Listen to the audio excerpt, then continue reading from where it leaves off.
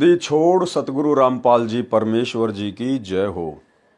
परमपिता परमात्मा सारी सृष्टि के रचनहार कुल मालिक असंख्य ब्रह्मांडों के स्वामी जगत गुरु तीनों लोकों में प्रवेश करके सबका पालन पोषण करने वाले राजाधिराज आत्माधार नाथों के नाथ देवों के देव महादेव सर्वेश्वर महेश्वर मृत्युंजय अजरो अमर आदि अनादि सनातनी प्रभु जगत पिता जगदीश्वर श्री श्री 1008 की उपाधि के वास्तविक अधिकारी अकाल मूर्त शब्द स्वरूपी राम वासुदेव सर्वगतम ब्रह्म परम पूज्य प्रथम पूज्य परम संत परम पुरुष परम धनी परम दयालु सत्य कबीर हक्का कबीर अल्लाहु कबीर अल्लाहु अकबर बाखबर अल्लाह ताला जगत के तारणहार जगत के मुक्तिदाता जगत के जगन्नाथ हारे के सहारे हिंदुओं के राम मुसलमानों के अल्लाह सिखों के वाहेगुरु ईसाइयों के मसीह दया के सागर दयानिधि करुणा के सागर करुणानिधि स्वयंभू परिभू संकट मोचन कष्ट हरण मंगल करण दुख भंजन अविगत कबीर निर्विकार निर्विषम परमात्मा अलय अलेख सतगुरु आदि अनादि सतगुरु असली मर्यादा पुरुषोत्तम असली राम असली कृष्ण असली घनश्याम असली मुरारी राजाओं के राजा महाराजाओं के महाराजा शहंशाहों के शहंशाह सम्राटों के सम्राट भगवानों के भगवान अल्लाहों के अल्लाह प्रभुओं के प्रभु मसीहों के मसीह सच्चे वाहिगुरु बाबाओं के बाबा पीरों के पीर सेठों के सेठ जगत सेठ सावड़सा सेठ सर्वगुण संपन्न अनंत कोटि कलाओं के स्वामी अनंत कोटि ब्रह्मांडों के नायक योगियों में महायोगी ध्यानियों में महाध्यानी सिद्धों में परम सिद्ध ज्ञानियों में तत्व ज्ञानी ब्रह्म ज्ञानी महाज्ञानी परम ज्ञानी सर्वश्रेष्ठ ज्ञानी विज्ञानी युवा कबीर समरथ कबीर असमवात अमित ओजा सच्चे रहनुमा करीम अल्लाह सुभान अल्लाह दुनिया के अंतिम पैगंबर 8 सितंबर 1951 से गांव धनाना जिला सोनीपत हरियाणा भारतवर्ष की पावन भूमि पे प्रकट रियल कल की भगवान श्री नारायण साकार हरि श्री बाबा साहेब शब्द स्वरूपी राम गरीब निवाज संत श्रोमणी सतगुरु रामपाल जी परमेश्वर जी के चरण कमल में साध संगति से जुड़े हुए देश विदेश से हम सभी सत्सेवक भाई बहनों का अनंत कोटि दंडवत प्रणाम।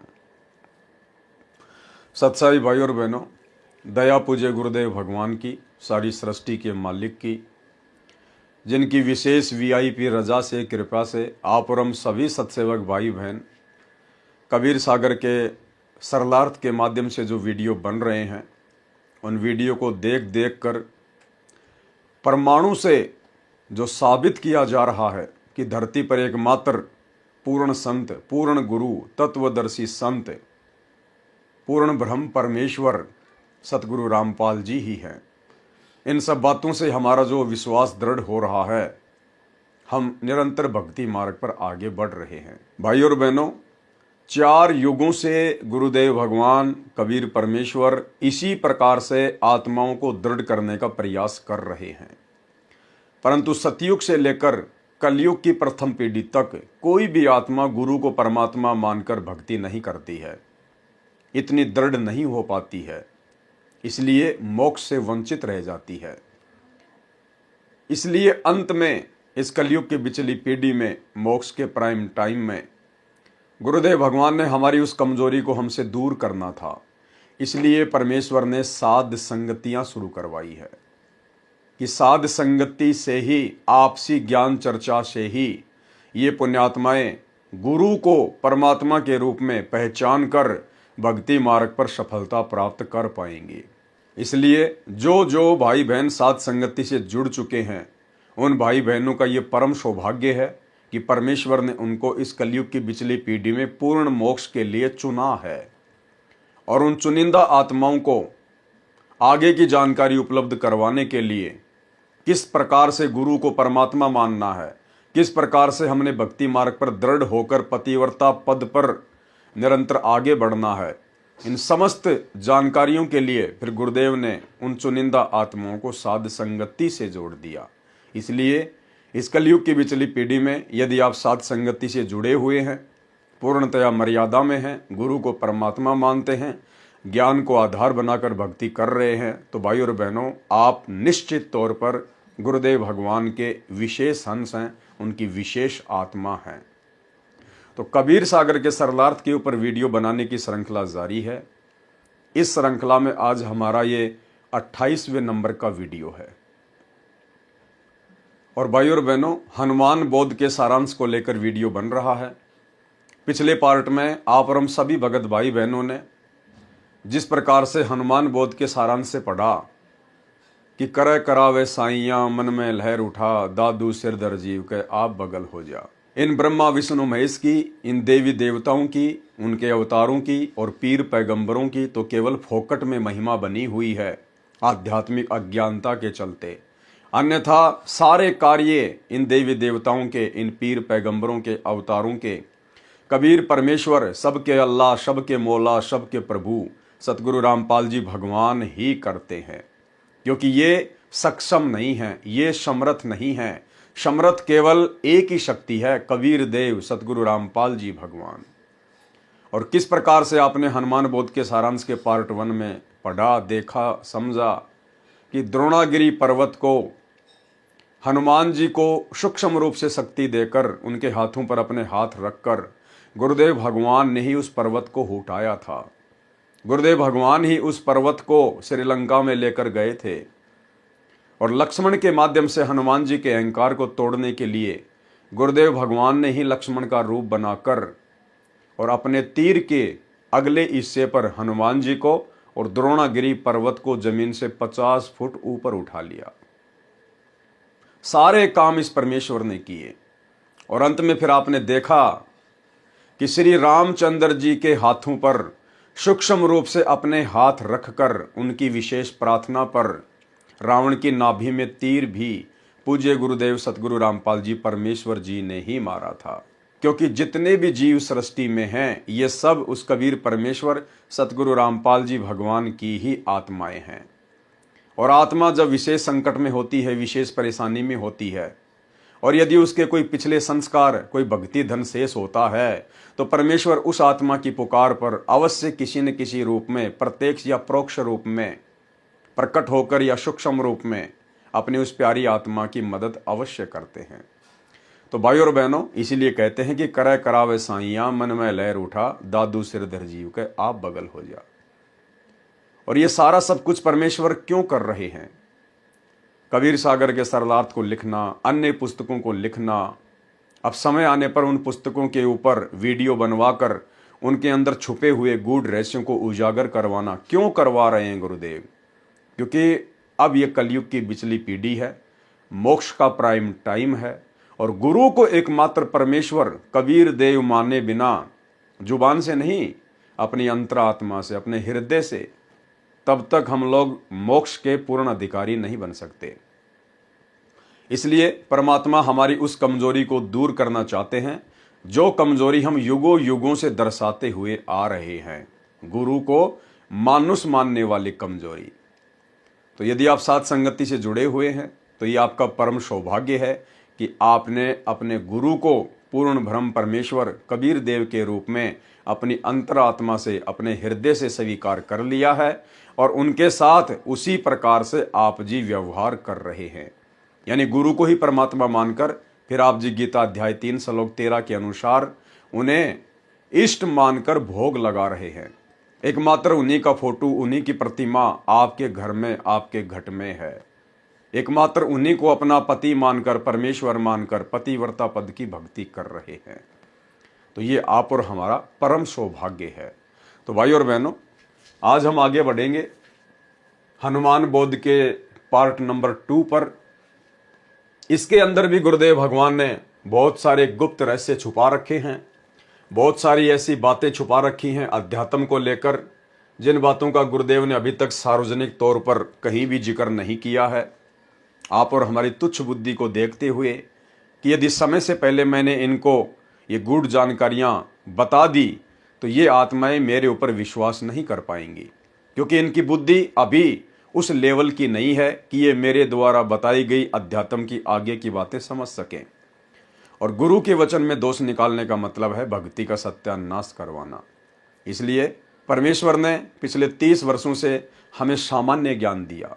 परमेश्वर ने हमारी फाउंडेशन भरी, हमारी नींव भरी, और जब नींव भर चुकी है उसके बाद गुरुदेव ने सात संगति के माध्यम से अब वो रहस्य जो गुरुदेव ने पहले ही लिखकर छोड़ दिए हैं उजागर करवाने शुरू कर दिए हैं। तो आज के वीडियो में भी हमें बहुत सारी जानकारियां मिलेंगी। तो हमने हनुमान बोध के सारांश में यहाँ तक पढ़ लिया था कि श्री रामचंद्र जी ने त्रेता युग में जब उनसे रावण नहीं मारा जा रहा था, उसके बाद उन्होंने अपने अंतरात्मा से अपनी आत्मा के पति अपने परमपिता परमेश्वर को याद किया। यानी श्री राम ने उस असली श्री राम को याद किया।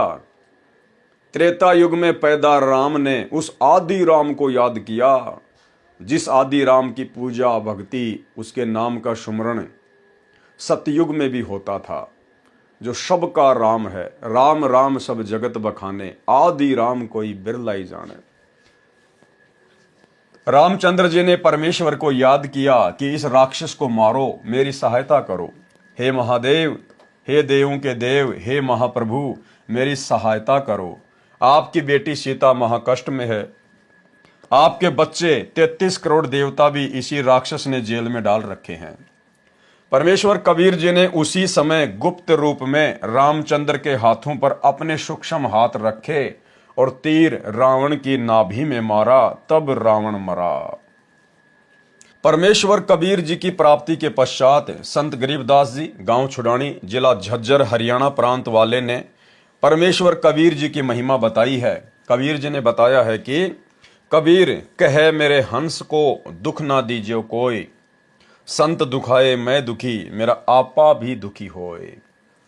गुरुदेव भगवान कह रहे हैं कि कबीर मेरे हंस को यानी मेरे भगत को, मेरे साधक को दुख ना दीजिए कोई, और मेरा भगत दुखी तो मैं दुखी, मेरा आपा भी दुखी होए। यानी मेरा जो दिल है, मेरी जो अंतरात्मा है, वो भी दुखी होती है यदि कोई मेरे भगत को, यदि कोई मेरे अंश को दुखी करता है। तो इसका मतलब केवल ये नहीं है कि हम बाकी जो गधे कुत्ते सुअर हैं उनको मारें पीटें, और केवल जो परमात्मा का भगत है, सतगुरु का भगत है, उसी से प्यार प्रेम से पेश आए। नहीं, इस पृथ्वी पर, इस 21 ब्रह्मांड में जितने भी जीव हैं, चाहे वो 84 लाख योनियों में है, चाहे वो मनुष्य शरीरधारी स्त्री या पुरुष है, सब परमेश्वर के हंस हैं, सब परमेश्वर के बच्चे हैं, उनके अंश हैं।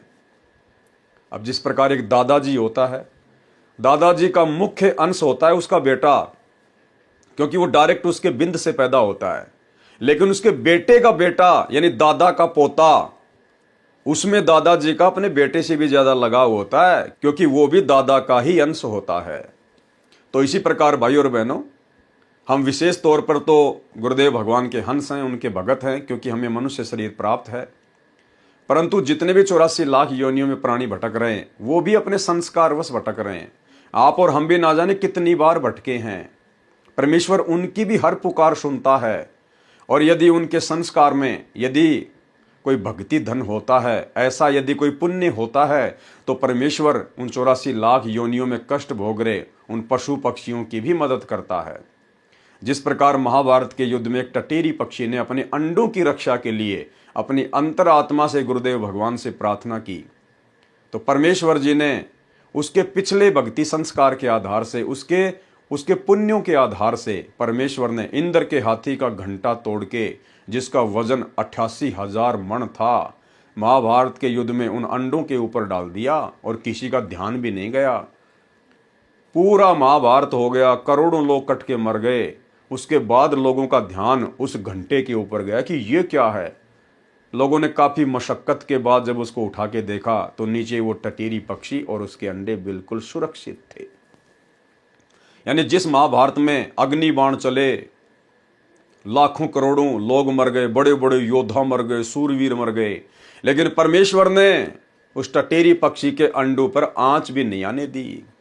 इसलिए भाई और बहनों, हमने किसी को भी मन कर्म वचन से दुखी नहीं करना है, किसी को भी परेशान नहीं करना है, कुवचन नहीं बोलना है।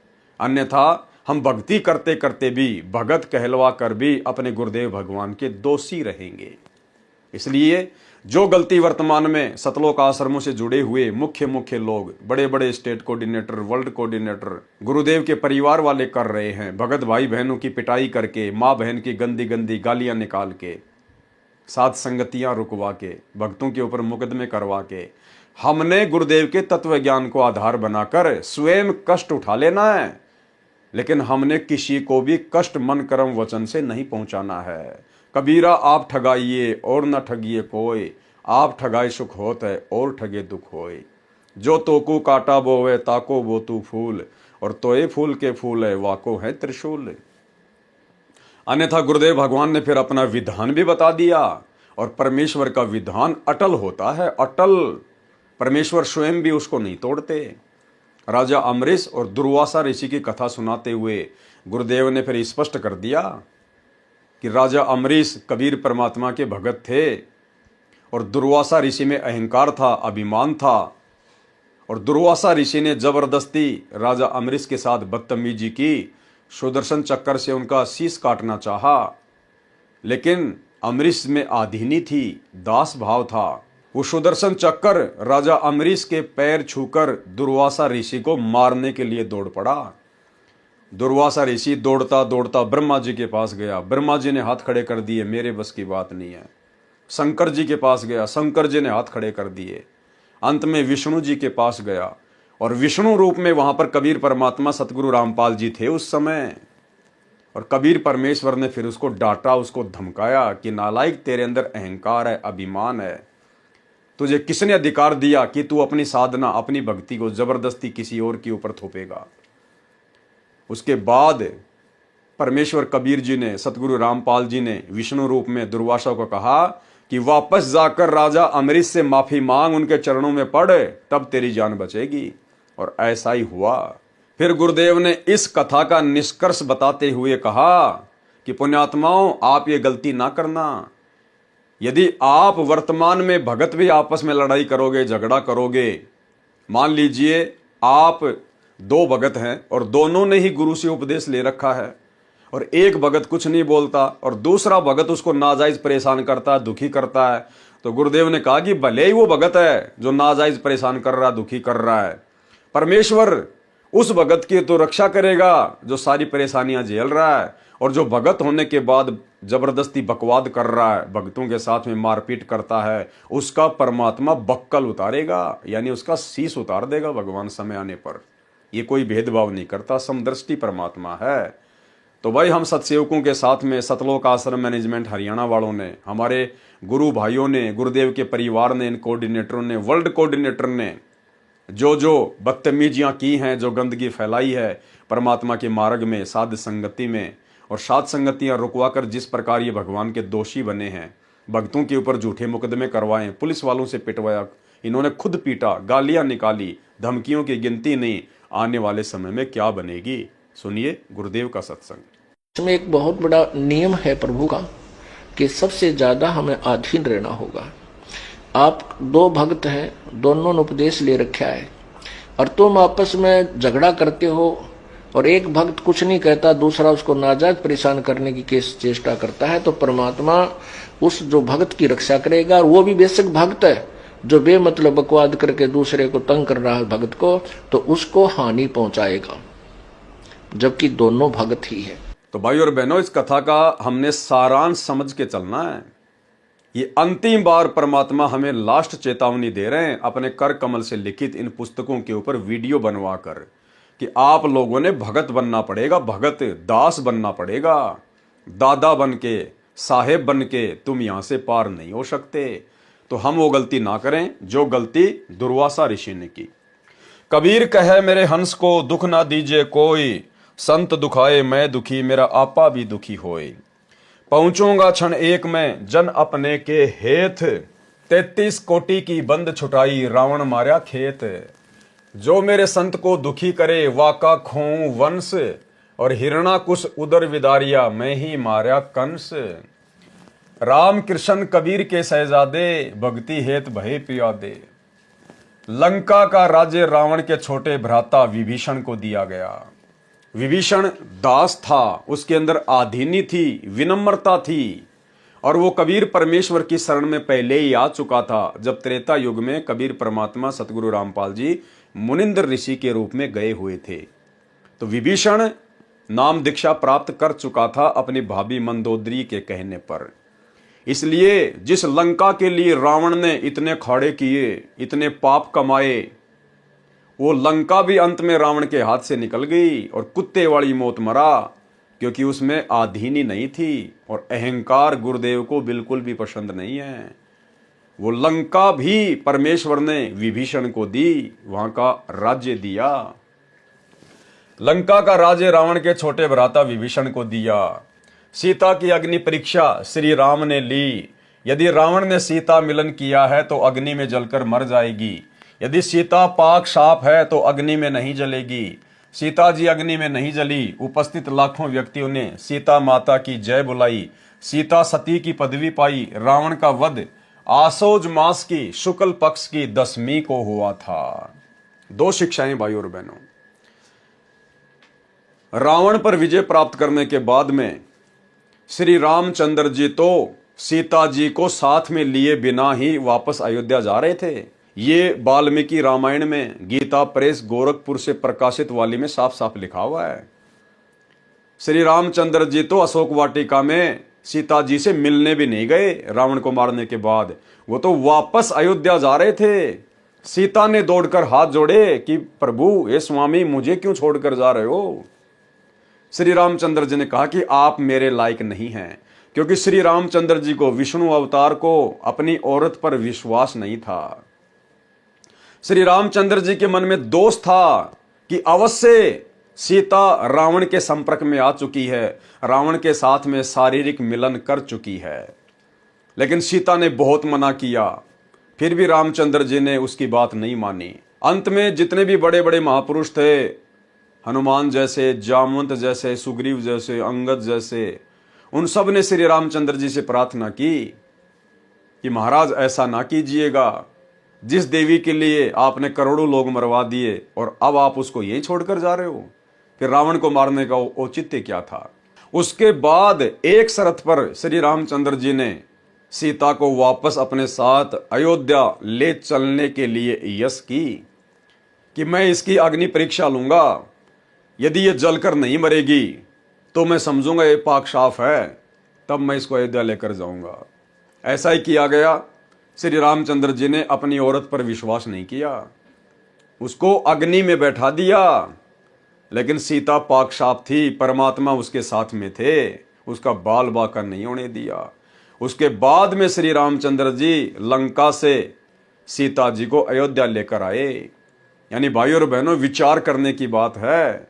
जो लोग आज 10-15 रुपए की मोगरा अगरबत्ती लेकर और 33 करोड़ देवी देवताओं को खुश करने के चक्कर में बैठे हैं, जो लोग श्री राम मंदिर में जाकर 100, 50 लाख, 2 लाख रुपए दान धर्म देके प्रभु श्री रामचंद्र जी को खुश करने के चक्कर में हैं, उनके नाम के भंडारे करके या अपने घर की छत पर जय श्री राम का बड़ा सा झंडा लगा के उनको खुश करने के चक्कर में हैं, या अपनी गाड़ी के पीछे जय श्री राम या कट्टर सनातनी लिखवाकर श्री रामचंद्र जी को खुश करने के चक्कर में हैं, ये आपकी मां भूल है। अभी आप सपने में हो, सपने में। अरे जिस श्री रामचंद्र जी ने अपने खुद की औरत के ऊपर विश्वास नहीं किया, वो भला तुम्हारे 11 रुपए के प्रसाद बांटने से, घर की छत पर झंडे लगा देने से, या जय श्री राम के, या मुंह में रजनीगंधा भर के जय श्री राम के नारे लगा देने से तुम्हें लगता है वो खुश हो जाएगा? ये शिक्षा लेने की बात है, तुम्हारे खुद के शास्त्रों में लिखा हुआ है। श्री वाल्मीकि रामायण को खोल के देख लेना। तो सोचिए, वो श्री रामचंद्र जी आप और हमारे जैसे कलयुगी लोगों पर, जिनका ना कोई कर्म है ना कोई धर्म है, जिनकी ना कोई किसी प्रकार की कोई मर्यादा है ना कोई भक्ति है, भला आप और हमारे पर वो क्यों विश्वास करेगा? कैसे विश्वास करेगा? आधार क्या है? जब वो अपनी औरत पर विश्वास नहीं कर पाया, उसकी भी अग्नि परीक्षा ली, तो आज तुम तो लाख जन्म में भी अग्नि परीक्षा देने के योग्य नहीं हो। अग्नि के निकट आते भस्म हो जाओगे, इतने पाप कर्मों से भरे हुए हो। तो भाई और बहनों, परमात्मा धरती पर आया हुआ है। वो राम का भी राम, आदि राम, कबीर परमेश्वर सतगुरु रामपाल जी के रूप में धरती पर प्रकट हैं। समय रहते उनके सत्संग सुनना शुरू कर दो। ये मोबाइल आप लोगों की पॉकेट में उन्हीं की दया दृष्टि से है। ये बुद्धि इंसान को उन्हीं ने बख्शी है। आज से 50 साल पहले मोबाइल का कोई नाम भी नहीं जानता था। पिछले 30 से 40 वर्षों में परमेश्वर ने विज्ञान को शिखर पे चढ़ा दिया, जिस विज्ञान को लाखों साल से कोई जानता भी नहीं था। तो मौका है, समय रहते परमेश्वर की शरण ग्रहण कर लीजिएगा। तो क्या कहा जा रहा है, सीता की अग्नि परीक्षा श्री राम ने ली। यदि रावण ने सीता मिलन किया है तो अग्नि में जलकर मर जाएगी। यदि सीता पाक साफ है तो अग्नि में नहीं जलेगी। सीता जी अग्नि में नहीं जली। उपस्थित लाखों व्यक्तियों ने सीता माता की जय बुलाई। सीता सती की पदवी पाई। रावण का वध आसोज मास की शुक्ल पक्ष की 10वीं को हुआ था। अब भाई और बहनों, ये कहां लिखा हुआ है, कौन से शास्त्र में लिखा हुआ है, किसने बताई ये डेट, ये महीना, ये तिथि, ये वार, ये किसने बताया? कौन लिख रहे हैं? सतगुरु रामपाल जी। तो कौन हुए सतगुरु रामपाल जी? स्वयं रावण का वध करने वाले कबीर देव वही बता सकते हैं। रावण का वध आसोज मास की शुक्ल पक्ष की 10वीं को हुआ था। रावण वध के 20 दिन बाद 14 वर्ष की वनवास अवधि पूरी करके श्री राम, लक्ष्मण और सीता पुष्पक विमान में बैठकर अयोध्या नगरी में आए। रावण को मारने के बाद भी 20 दिन बचे हुए थे श्री रामचंद्र जी के 14 साल वाले वनवास के पूरा होने में। कौन बता रहे हैं? सतगुरु रामपाल जी। विचार करने की बात है, ये परमेश्वर हैं। ये बायोडाटा आपके किसी भी राम कथावाचक के पास नहीं मिलेगा, रामायण में नहीं मिलेगा। रावण वध के 20 दिन बाद 14 वर्ष की वनवास अवधि पूरी करके श्री राम, लक्ष्मण और सीता पुष्पक विमान में बैठकर अयोध्या नगरी में आए। उस दिन कार्तिक मास की अमावस्या थी। उस काली अमावस्या को गाय के घी के दीप अपने अपने घरों के अंदर तथा ऊपर मंडेरों पर जलाकर श्री राम, सीता तथा लक्ष्मण के आगमन की खुशी मनाई। भरत ने अपने भाई श्री रामचंद्र जी को राज्य लौटा दिया। एक दिन श्री रामचंद्र जी से सीता ने कहा कि मैं युद्ध में लड़ने वाले योद्धाओं को कुछ इनाम देना चाहती हूं। एक दिन सीता जी ने क्या कहा श्री रामचंद्र जी से कि मुझे रावण की कैद से छुड़वाने में जिन जिन योद्धाओं ने अपनी जी जान लगाकर अपनी जान की बाजी लगाई, अपना सहयोग दिया, मैं उनको कुछ इनाम देना चाहती हूं। और भाई और बहनों, यहीं से बात बिगड़ जाएगी। देखना, उस हनुमान जी ने, जिन्होंने अपना सर्वस्व सीता जी को छुड़ाने के लिए श्री रामचंद्र जी के चरणों में सौंप दिया, जिन्होंने अपनी जान की बाजी लगा दी, बढ़ चढ़कर उन्होंने सारे काम किए, उस हनुमान जी की सीता जी ने भरी सभा में किस प्रकार से बेइज्जती की। क्योंकि भाई और बहनों, ये राम, सीता, ये राधे राधे, श्री कृष्ण, 33 करोड़ देवी देवता, ब्रह्मा विष्णु महेश, ये केवल जीव हैं, ये भगवान नहीं हैं जो भगत की श्रद्धा का सम्मान कर सकें, जो भगत के भाव की कदर कर सकें। भगत की श्रद्धा भाव की कदर तो भगवान करता है, परमेश्वर कबीर देव, सतगुरु रामपाल जी। और किस प्रकार से भरी सभा में सबके सामने सीता जी ने श्री हनुमान जी को जानवर कहकर संबोधित किया, जानवर कहकर। यानी ये सिला मिला, ये परिणाम मिला इतने संघर्ष का, इतने समर्पण का श्री हनुमान जी को।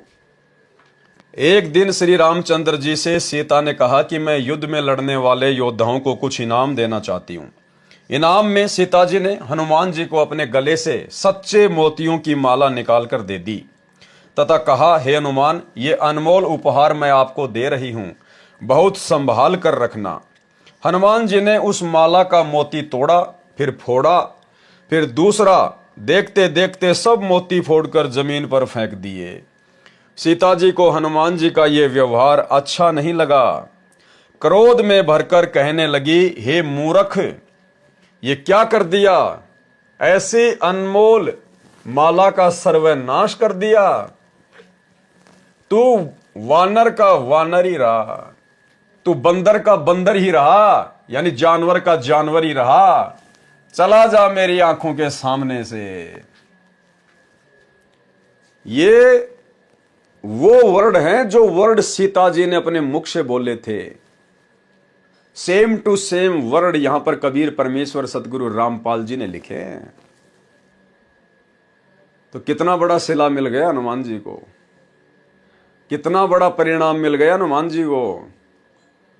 अरे श्री राम और सीता का हनुमान जी से बड़ा तो इस कलयुग में कोई भगत नहीं है ना। जितने भी भाई बहन हैं उनकी नजरों में हनुमान जी से बड़ा तो श्री राम और सीता जी का कोई भगत है ही नहीं। जब इतने बड़े भगत को उसके त्याग, उसके समर्पण का ये परिणाम मिला, बेइज्जती, जानवर का जानवर रहा, गाली। तो ये वर्तमान के भगत, श्री रामचंद्र जी के भगत, माता सीता जी के भगत, अपने आप को कट्टर सनातनी, कट्टर हिंदू कहने वाले, गाड़ियों के ऊपर जय श्री राम लिखवाने वाले, घर की छतों पर जय श्री राम के झंडे लगाने वाले, भाई और बहनों, तुम तो हो ही क्या उस हनुमान जी के आगे। उसके बाल के बराबर भी नहीं हो, बाल के बराबर भी। तो तुम क्या उम्मीद लेकर भक्ति कर रहे हो? तुम्हें क्या मिलेगा जब हनुमान जी को ये मिला? क्या कहा सीता जी ने? क्रोध में भरकर कहने लगी कि हे मूर्ख, ये क्या कर दिया? ऐसी अनमोल माला का सर्वनाश कर दिया। तू वानर का वानर ही रहा, चला जा मेरी आंखों के सामने से। उस समय श्री रामचंद्र जी भी सीता जी के साथ ही सिंहासन पर विराजमान थे।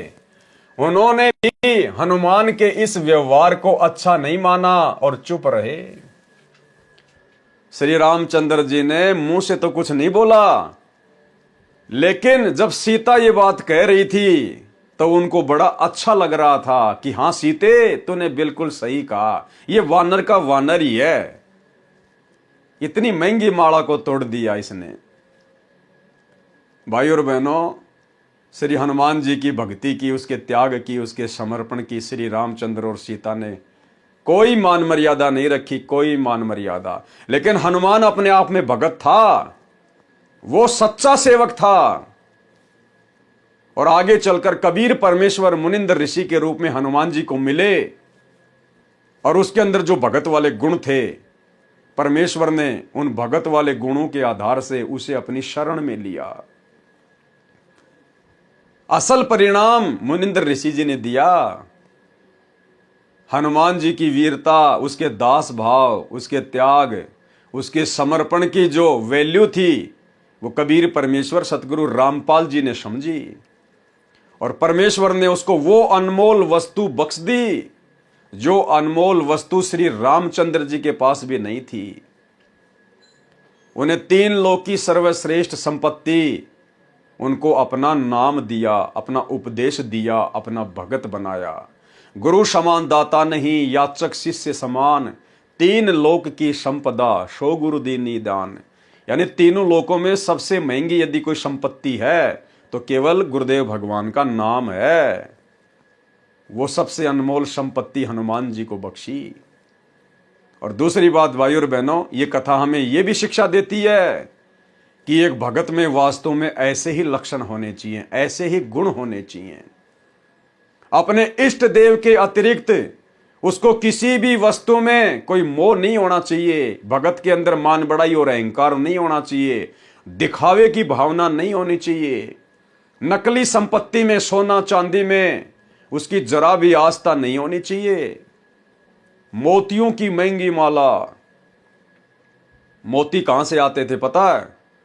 समुद्र में गहराई में जाकर गोताखोर बड़ी मेहनत करके, जान की बाजी लगाकर, और जो मोती समुद्र के पैंदे में होते थे, उन मोतियों को चुन चुन के लाते थे।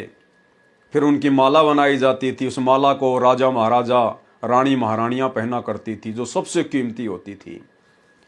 हनुमान जी ने उस माला को फोड़ना शुरू कर दिया, तोड़ना शुरू कर दिया कि मेरे किस काम की ये, यदि इसमें मेरे प्रभु श्री रामचंद्र जी का नाम नहीं है तो। यानी हनुमान जी की नजरों में वो मोतियों की माला, जो मोतियों की माला सीता जी के लिए इतना महत्व रखती थी, जो मोतियों की माला श्री रामचंद्र जी के लिए इतना महत्व रखती थी, जिस मोतियों की माला को वे अपने गले में डालकर रखा करते थे, हनुमान जी ने उनको फोड़ फोड़ के फेंक दिया। ये लक्षण एक भगत में होने चाहिए जब ज्ञान समझ में आ जाए, गुरु भगवान समझ में आ जाए।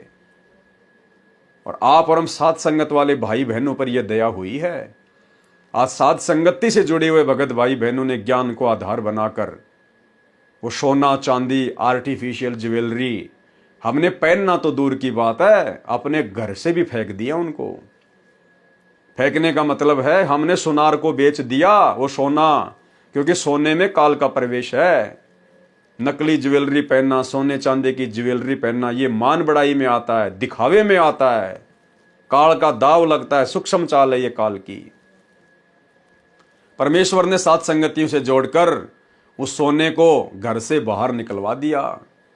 कुछ एक भाई बहन तो ऐसे हैं, उन्होंने दास को फोन किया कि भगत जी मैंने तो मेरे जो सोने चांदी की जो ज्वेलरी थी थोड़ी बहुत, मैंने तो उसको जो है नदी में डाल दिया। तो दास ने कहा कि बहन नदी में नहीं डालना था, आपने किसी सुनार को बेच देना था, और जो पैसा आ जाए वो अपना दान धर्म में लगाओ, सेवा में लगाओ, अपने बच्चों की फीस भरो, अपने घर का राशन लेके आओ, अपने घर के काम में लो।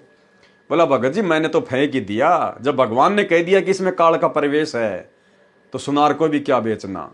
लेकिन ये अन्य भगत भाई बहनों ने ऐसा नहीं करना है, आपने उसको बेचना है और बेचकर पैसे को अपने घर में काम में लेना है। तो भाई और बहनों, ये दया भी जो गुण हनुमान जी के अंदर थे एक भगत के, हनुमान जी अपने इष्ट से ज्यादा उस नकली सोने चांदी मोतियों की मालाओं को महत्व नहीं देते थे। और आज सात संगति से जुड़े भाई बहन हनुमान बन चुके हैं। हनुमान से भी कई गुना ऊपर। तो भाई और बहनों, आप और हमारे ऊपर ये बहुत बड़ी मेहर, बहुत बड़ी दया गुरुदेव की। उस समय श्री रामचंद्र जी भी सीता जी के साथ ही सिंहासन पर विराजमान थे। उन्होंने भी हनुमान के इस व्यवहार को अच्छा नहीं माना और चुप रहे। हनुमान जी ने कहा, माता जी जिस वस्तु में राम नाम अंकित नहीं है वह मेरे किसी काम की नहीं है। ठीक इसी प्रकार जिस सोने चांदी को पहनने के लिए या अपने घर में रखने के लिए भी हमारे पूज्य गुरुदेव आदि राम सतगुरु रामपाल जी ने मना कर दिया, तो भाई हनुमान जी की तरह फिर वो हमारे किसी काम की नहीं है, किसी भी काम की। और गुरुदेव ने अपने सत्संग में स्पष्ट आदेश दे रखा है सोने के विषय में कि पुण्यात्माओं, ये तो खाम खा का सिर का दर्द है, ये सोना तो घर में भी नहीं रखना चाहिए, पहनना तो दूर की बात है, नाक में डाल लिया, कान में डाल लिया, 36 आडंबर। इस सोने को तो घर में भी नहीं रखना चाहिए, घर में भी। अर्थात सतगुरु रामपाल जी परमेश्वर जी का आदेश है कि सोना तो भगत के घर में भी नहीं रहना चाहिए। लेकिन जो भाई बहन ऐसे हैं जिनके ऊपर घर वालों का प्रेशर है, दबाव है, वो सोना बेचने नहीं देते हैं, चांदी बेचने नहीं देते हैं, तो आप जियो ने संघर्ष करना पड़ेगा। आपने कम से कम उसको पहनना छोड़ना पड़ेगा। घर वाले यदि उसको बेचने नहीं दे रहे हैं तो आपने अपने शरीर पर उस सोने चांदी को धारण नहीं करना है। भले 2 थप्पड़ खाने पड़े, गालियां खानी पड़े, बेइज्जती सहन करनी पड़े, इतना तो आपने करना पड़ेगा यदि अपने घर से बाहर नहीं कर सकते हैं तो। सुनिए गुरुदेव का सत्संग। भक्ति बिना क्या होते हैं ये भरम रहा संसारे, रति कंचन पाया नहीं रावण चलती बार। सर्व सोने की लंका थी, किसा को बद्दी था, करके भक्ति सिद्धि प्राप्त रिद्धि प्राप्त करके, और सोने की लंका जैसे हम गारा की ईंट पका के और मकान बनाते हैं, वो सोने की ईंट बना के, छोटी छोटी ईंटें होती थी पहले, और उनसे सोने ही की वो गारा बना के और महल बनवा रखे थे उसने। इतना धनी था। और आप दौरे मुश्किल से 50-20 ग्राम 20 तोले सोना होगा थर, बुढ़ा बुढ़ा सेठ होगा जिस पर 20-30-40 तोले सोना हो गया। कहते वो रति नहीं लेके गए, ग्राम भी नहीं ले जा सका, तुम कहां ले जा सकोगे और के कला तोड़ दोगे 40 तोले सोने में। ये तो खाम खागा सर दर्द है। सोना तो घर में बना रखना चाहिए आपने, और ना इसको पहनना चाहिए। क्या फायदा कान में डाल लिया, कान नाक में डाल लिया, 36 पंगे कड़े बना लिए। परमात्मा ने इतना सुंदर शरीर दे रखे, इस पर आडंबर करने की कति जरूरत नहीं। इसे भगवान रुष्ट होता है। भगवान की भक्ति करें, चाहे किसा भी शरीर है, काला है, गोरा है, जैसा भी मालिक ने दिया है, इसमें हम परमात्मा पा सकते हैं। इस काया का गर्व ना करियो के काला के गोरा रे, और बिना भजन कुछ काम नहीं आवे, चाहे एतर छड़को चारों हो रे। तो पुण्यात्माओं धीरे धीरे, क्योंकि हम इतने इस सामाजिक माहौल में हम इतने गहरे चले गए कि वहां से वापस आना अपनी पटरी पे हमारे लिए कठिन हो रहा है। हम दलदल में धस गए। लेकिन परमात्मा का सहारा आपको एक क्रेन का काम करेगा। तो भाई और बहनों, अब हमने अपने गुरुदेव की प्रत्येक आज्ञा का पालन करना पड़ेगा। नियम मर्यादा चाहे उन्होंने हमें नाम दीक्षा के समय फार्म पर लिख कर दी हो, या चाहे अपने सत्संगों में गुरुदेव भगवान ने हमें समझाई हो। और गुरुदेव ने तो यहां तक स्पष्ट कर दिया कि पुण्यात्माओं, जैसे जैसे तुम भक्ति मार्ग पर आगे बढ़ोगे, तुम्हें ये हर बातें समझ में आने लग जाएंगी। मर्यादा केवल इतनी नहीं है जो तुम्हारी को प्रथम नाम के समय 11 नियम दे दिए, सतनाम के समय 34 नियम दे दिए। गुरुदेव कहते हैं जैसे जैसे तुम लोग सत्संग सुनते चले जाओगे, तुम्हें जानकारी होती चली जाएगी। और गुरुदेव ने स्पष्ट कर दिया कि कुछ मर्यादा तो तुम्हें फोरम पर लिख कर दे दी है, कुछ मर्यादा जब तुम सत्संग सुनोगे तब पता चलेंगी, और कुछ मर्यादाएं तुम वैसे भी कॉमन सेंस से भी समझने लग जाओगे। तो भाई और बहनों, कॉमन सेंस से समझना और गुरुदेव के सत्संगों में जो सांकेतिक रूप में उनको समझना, ये केवल सत्सेवकों के ऊपर दया हुई है, सत्सेवकों के ऊपर। सुनिए गुरुदेव का सत्संग। तो हमने फाउल नहीं होना। फाउल पॉइंट अब धीरे धीरे आपके समझ में आ जाएंगे, कुछ कथाओं के माध्यम से और कुछ इस फॉर्म के ऊपर जो लिखे होते हैं, इसमें भी हमने कुछ लिखे हैं।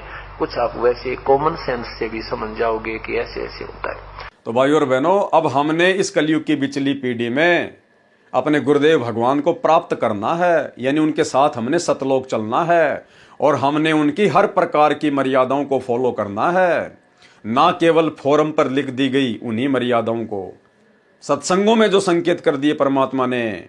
और यदि हमारी समझ में बात आ गई, उसी दिन से हमने उसको पत्थर की लकीर समझकर चलना है। और इन सतलोक आश्रमों में तो जो मोटी मोटी मर्यादा गुरुदेव भगवान ने जो प्रथम मंत्र में दे रखी है, इनसे तो वो भी नहीं निभाई जा रही। 90% माता बहनें आज भी इन आश्रमों में आने वाली हार श्रृंगार करके आती हैं, सोने चांदी के आभूषण पहन के आती हैं। रमेणी के समय, शादी के समय हमारी गुरु बहनें सोने चांदी से पीली हो रखी है, मेकअप करती हैं। भाई और बहनों, हम क्या संदेशा दे रहे हैं? हम क्या संदेशा दे रहे हैं समाज को? और फिर कहते हैं दहेज मुक्त शादियां। अरे अपने बाप से दहेज लेके वो 3, 4, 5 लाख रुपए का सोना पहन के तो रमेणी कर रही है, शादी कर रही है, फिर कह रही है कि मेरी रमेणी दहेज मुक्त है। अरे आप तो अपने बाप से दहेज ले चुकी हैं, सोने के रूप में, चांदी के रूप में।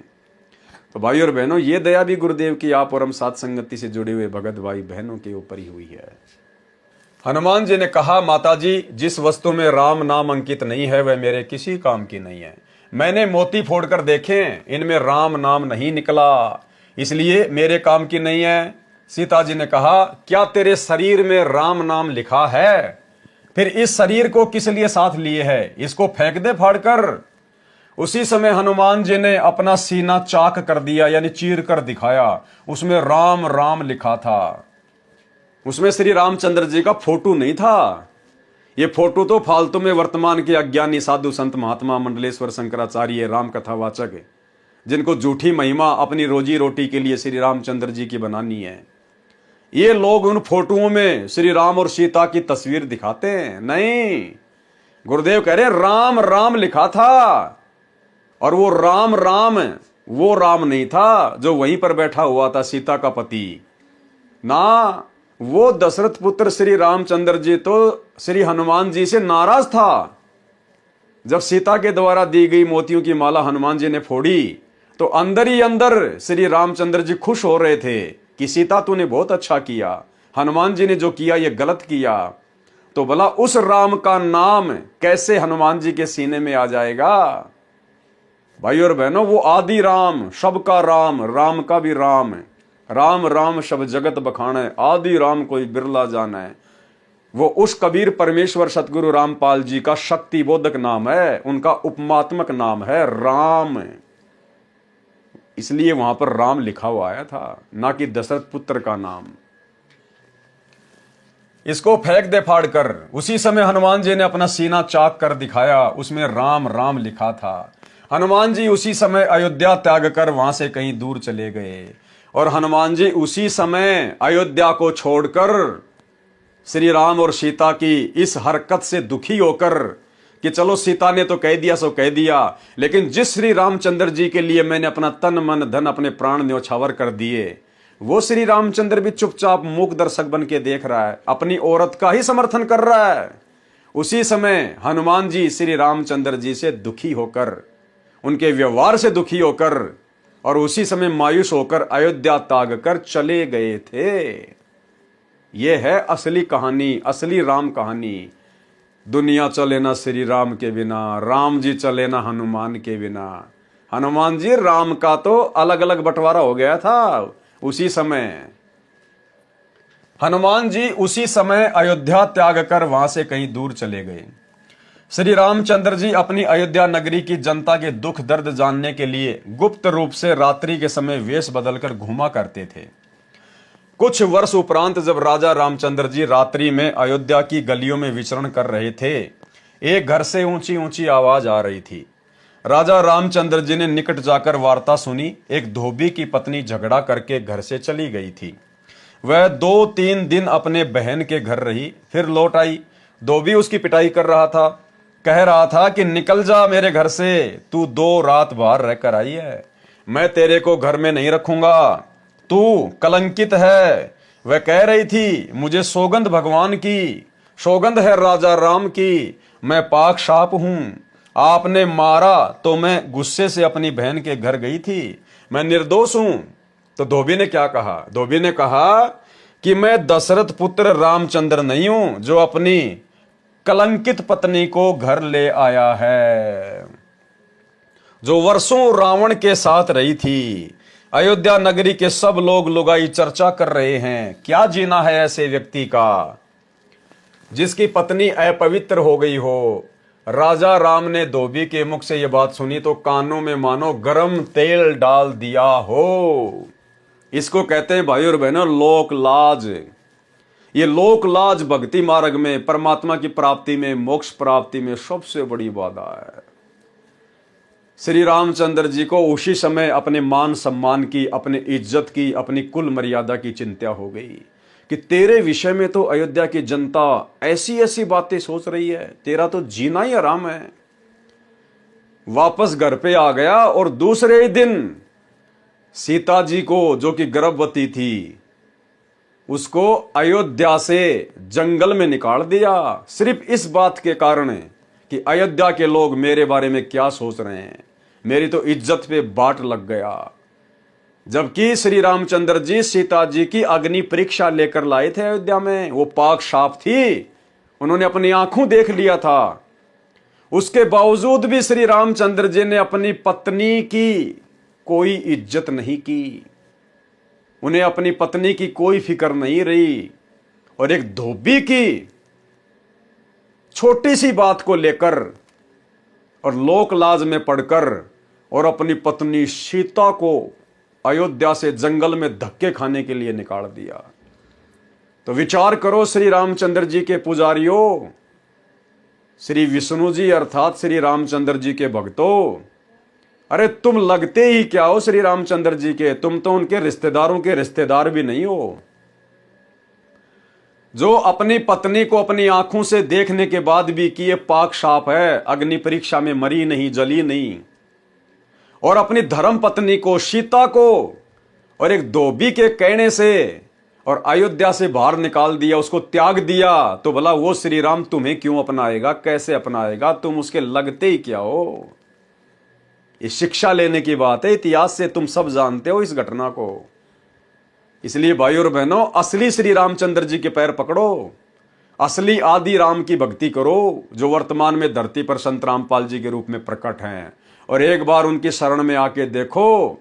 तुम्हें यदि हनुमान जी से भी ज्यादा प्यार ना दे तो, मान सम्मान और इज्जत ना दे तो, यदि तुम्हारे कर्मों के कांटे गिन गिन के ना निकाल दे तो, तुम्हें फूल जितनी भी चोट नहीं लगने देगा ये परमात्मा, यदि मर्यादा में रह के इनकी भक्ति पर लगे रहोगे तो।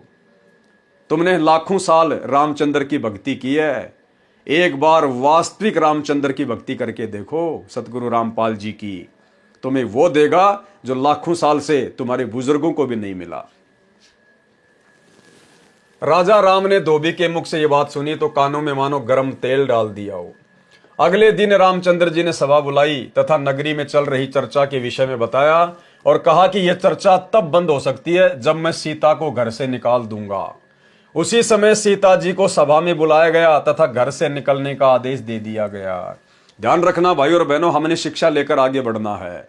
ये कथाएं अलग चीज है, कथाओं के माध्यम से हमने शिक्षा लेनी है, इसीलिए परमात्मा वीडियो बनवा रहे हैं।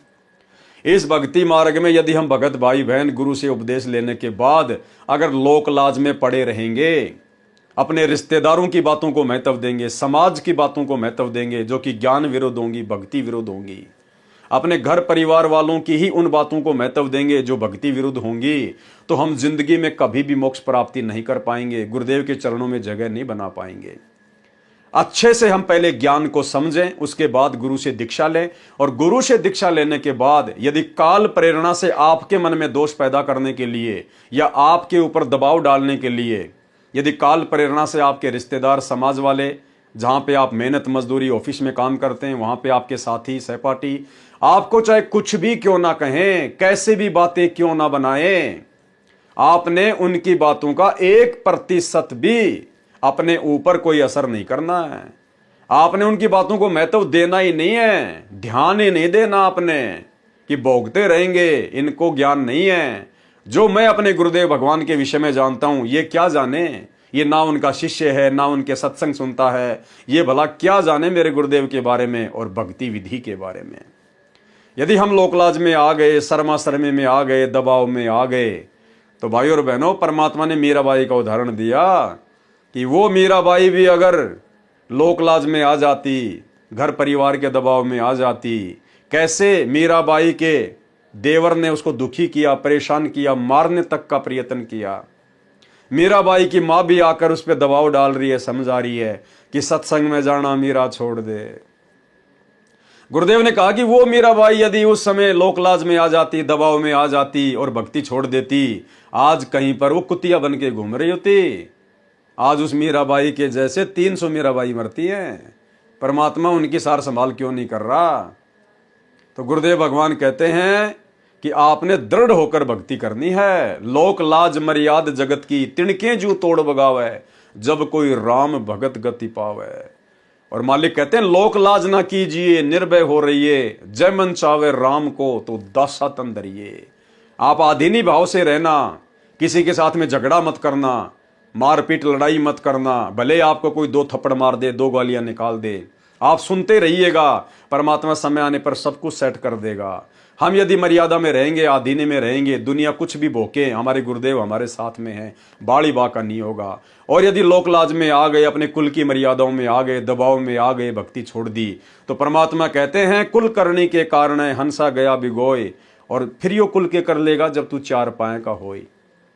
अपने घर परिवार के दबाव में आकर, समाज की झूठी परंपराओं के दबाव में आकर अगर आपने भक्ति छोड़ दी, अगले जन्म में 4 पैर मिलेंगे, गधा बनेगा। फिर वो तेरा परिवार, वो तेरे बाप दादे, तेरे रिश्तेदार, फिर तेरे आगे कौन से ढाल अड़ाएंगे, तुझे उस गधे की योनि से वो कैसे छुड़वाएंगे। तो भाई और बहनों, हमने हर पहलू पर बहुत गहनता से विचार करके भक्ति मार्ग पर गुरु आशीर्वाद से सफलता प्राप्त करनी है। अगले दिन श्री रामचंद्र जी ने सभा बुलाई तथा नगरी में चल रही चर्चा के विषय में बताया और कहा कि यह चर्चा तब बंद हो सकती है जब मैं सीता को घर से निकाल दूंगा। उसी समय सीता जी को सभा में बुलाया गया तथा घर से निकलने का आदेश दिया, कारण भी बता दिया। सीता जी ने विनय भी की कि हे स्वामी, आपने मेरी अग्नि परीक्षा भी ली थी, मैं भी आत्मा से कहती हूं रावण ने मेरे साथ मिलन नहीं किया। कारण था कि उसको एक ऋषि का श्राप था कि यदि तू किसी पर स्त्री से बलात्कार करेगा, यानी जबरदस्ती करेगा, तो तेरी उसी समय मृत्यु हो जाएगी। भाइयों और बहनों, ये दया भी सीता के ऊपर विशेष तौर पर सतगुरु रामपाल जी परमात्मा, इस कबीर भगवान ने बख्शी है। क्योंकि ये राम, सीता, 33 करोड़ देवी देवता, ये जितने बड़े बड़े जो ये पदों पर बैठे हुए हैं, ये अपनी भक्ति के प्रतिफल में बैठे हुए हैं। कौन सी भक्ति? इस कलयुग की पिछली पीढ़ी में सतगुरु रामपाल जी की भक्ति, सतनाम की कमाई। लेकिन काल प्रेरणा से मर्यादा टूट गई, गुरु विमुख हो जाते हैं, फिर काल के हत्थे लग जाते हैं। तो सतगुरु रामपाल जी परमेश्वर को, अंतर्यामी कबीर देव को इस बात का पता था कि मेरी उस प्यारी आत्मा के साथ में त्रेता युग में ऐसे ऐसे घटना घटेगी। और वो रावण तो राक्षस है, दुष्ट व्यक्ति है, जिसने 33 करोड़ देवी देवताओं को अपने कैद में डाल लिया। दया नाम की चीज नहीं। वो फूल जैसी सीता को भला कैसे छोड़ेगा जब उसको किडनैप करके लेके जाएगा? वो उसके साथ में बलात्कार करेगा, जबरदस्ती करेगा। इसलिए सतगुरु रामपाल जी परमेश्वर जी की प्रेरणा से एक ऋषि के द्वारा पहले ही रावण को श्राप मिल चुका था, अगर तू किसी पर स्त्री के साथ में जबरदस्ती करेगा, बलात्कार करेगा, शारीरिक मिलन करेगा उसकी रजा के बिना, तो भाई तेरी उसी समय मृत्यु हो जाएगी। परमेश्वर ने पहले ही रावण को बांध दिया था, अन्यथा वो रावण तो सीता जी के परकच्छे उड़ा देता। सीता जी ने विनय की कि हे स्वामी, आपने मेरी अग्नि परीक्षा भी ली थी, मैं भी आत्मा से कहती हूं रावण ने मेरे साथ मिलन नहीं किया। कारण था कि उसको एक ऋषि का श्राप था कि यदि तू किसी पर स्त्री से बलात्कार करेगा तो तेरी उसी समय मृत्यु हो जाएगी, यदि पर स्त्री की सहमति से मिलन करेगा तो ऐसा नहीं होगा, जिस कारण से रावण मुझे छू भी नहीं सका मिलन के लिए। हे प्रभु, मैं गर्भवती हूं, ऐसी स्थिति में कहां जाऊंगी। रावण जैसे व्यक्तियों का भाव नहीं है। रामचंद्र जी आदेश देकर सभा छोड़कर चले गए। सीता जी के बारंबार इतनी विनती करने के बावजूद भी श्री रामचंद्र जी ने सीता की एक बात नहीं मानी और अपनी धर्म पत्नी को अनदेखा करके सभा छोड़ के चले गए। और भाइयों और बहनों, असली रामचंद्र, असली आदि राम सतगुरु रामपाल जी, कबीर भगवान, आप और हमने कितनी बड़ी गलती की थी। सीता ने तो कोई गलती भी नहीं की, पाक साफ थी। आप और हम तो सतलोक में अपने बाप से धोखा करके आए थे, उनके साथ में धोखा करके, और यहां आने के बाद भी उन्होंने करोड़ों बार अपनी शरण में लिया, हमें उपदेश दिया, अपना भगत बनाया, शिष्य बनाया, शिष्या बनाई। उसके बावजूद भी उन करोड़ों जन्मों में हमने गुरुदेव को ठुकरा दिया, उनकी भक्ति को पूर्ण नहीं किया। उसके बावजूद भी ये परमात्मा आप और हम आत्माओं की पुकार पर एक क्षण में दौड़कर चला आता है कि गोता मारूं स्वर्ग में, जा बैठूं पाताल, और गरीब दास ढूंढता फिरूं अपने हीरे मोतीलाल। पहुंचूंगा क्षण एक में जन अपने के काज, और हिरणा कुछ उदर उदारिया, नरसिंह जू धर लूं साज। ये परमेश्वर इतना दयालु, इतना कृपालु, इतना रहम दिल, परम दयालु, दया के सागर। और श्री रामचंद्र जी, जिनको दुनिया भगवान मान के पूज रही है, अपनी निष्पाप निष्कलंकित पत्नी की तरफ उन्होंने मुड़कर भी नहीं देखा, आदेश कर दिया कि अयोध्या से बाहर हो जा।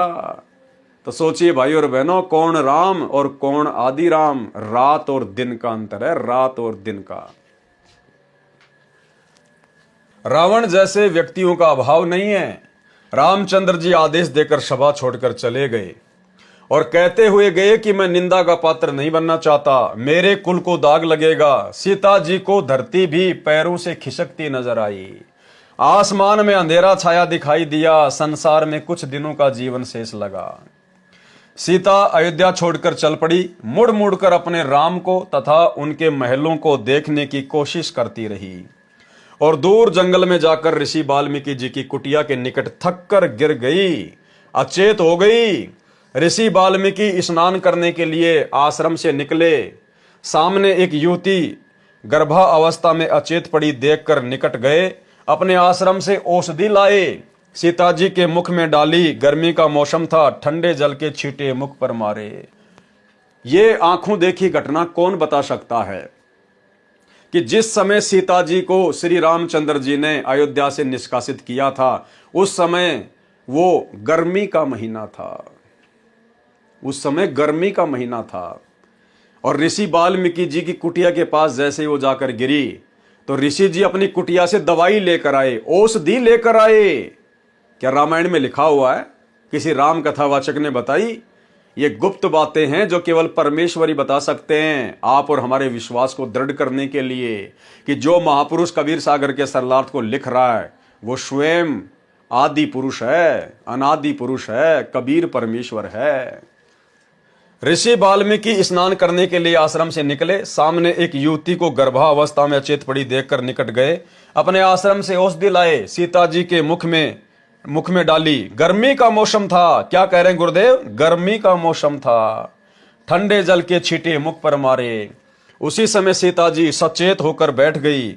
ऋषि ने नाम और गांव पूछा तो बताया कि नीचे पृथ्वी है, ऊपर आसमान है। आगे कुछ भी बताने से इनकार कर दिया। ऋषि दयावान होते हैं, कहा बेटी संसार तो स्वार्थ का है, धन्यवाद कर परमात्मा का, तू मेरे आश्रम में आ गई। यानी ऋषि वाल्मीकि जी की कुटिया के पास जाकर अचेत होकर गिरना, यह भी सीता के ऊपर गुरुदेव सतगुरु रामपाल जी भगवान का एक रहम था, क्योंकि वो परमेश्वर की आत्मा थी, परमेश्वर ने उसको संभाल के रखना था।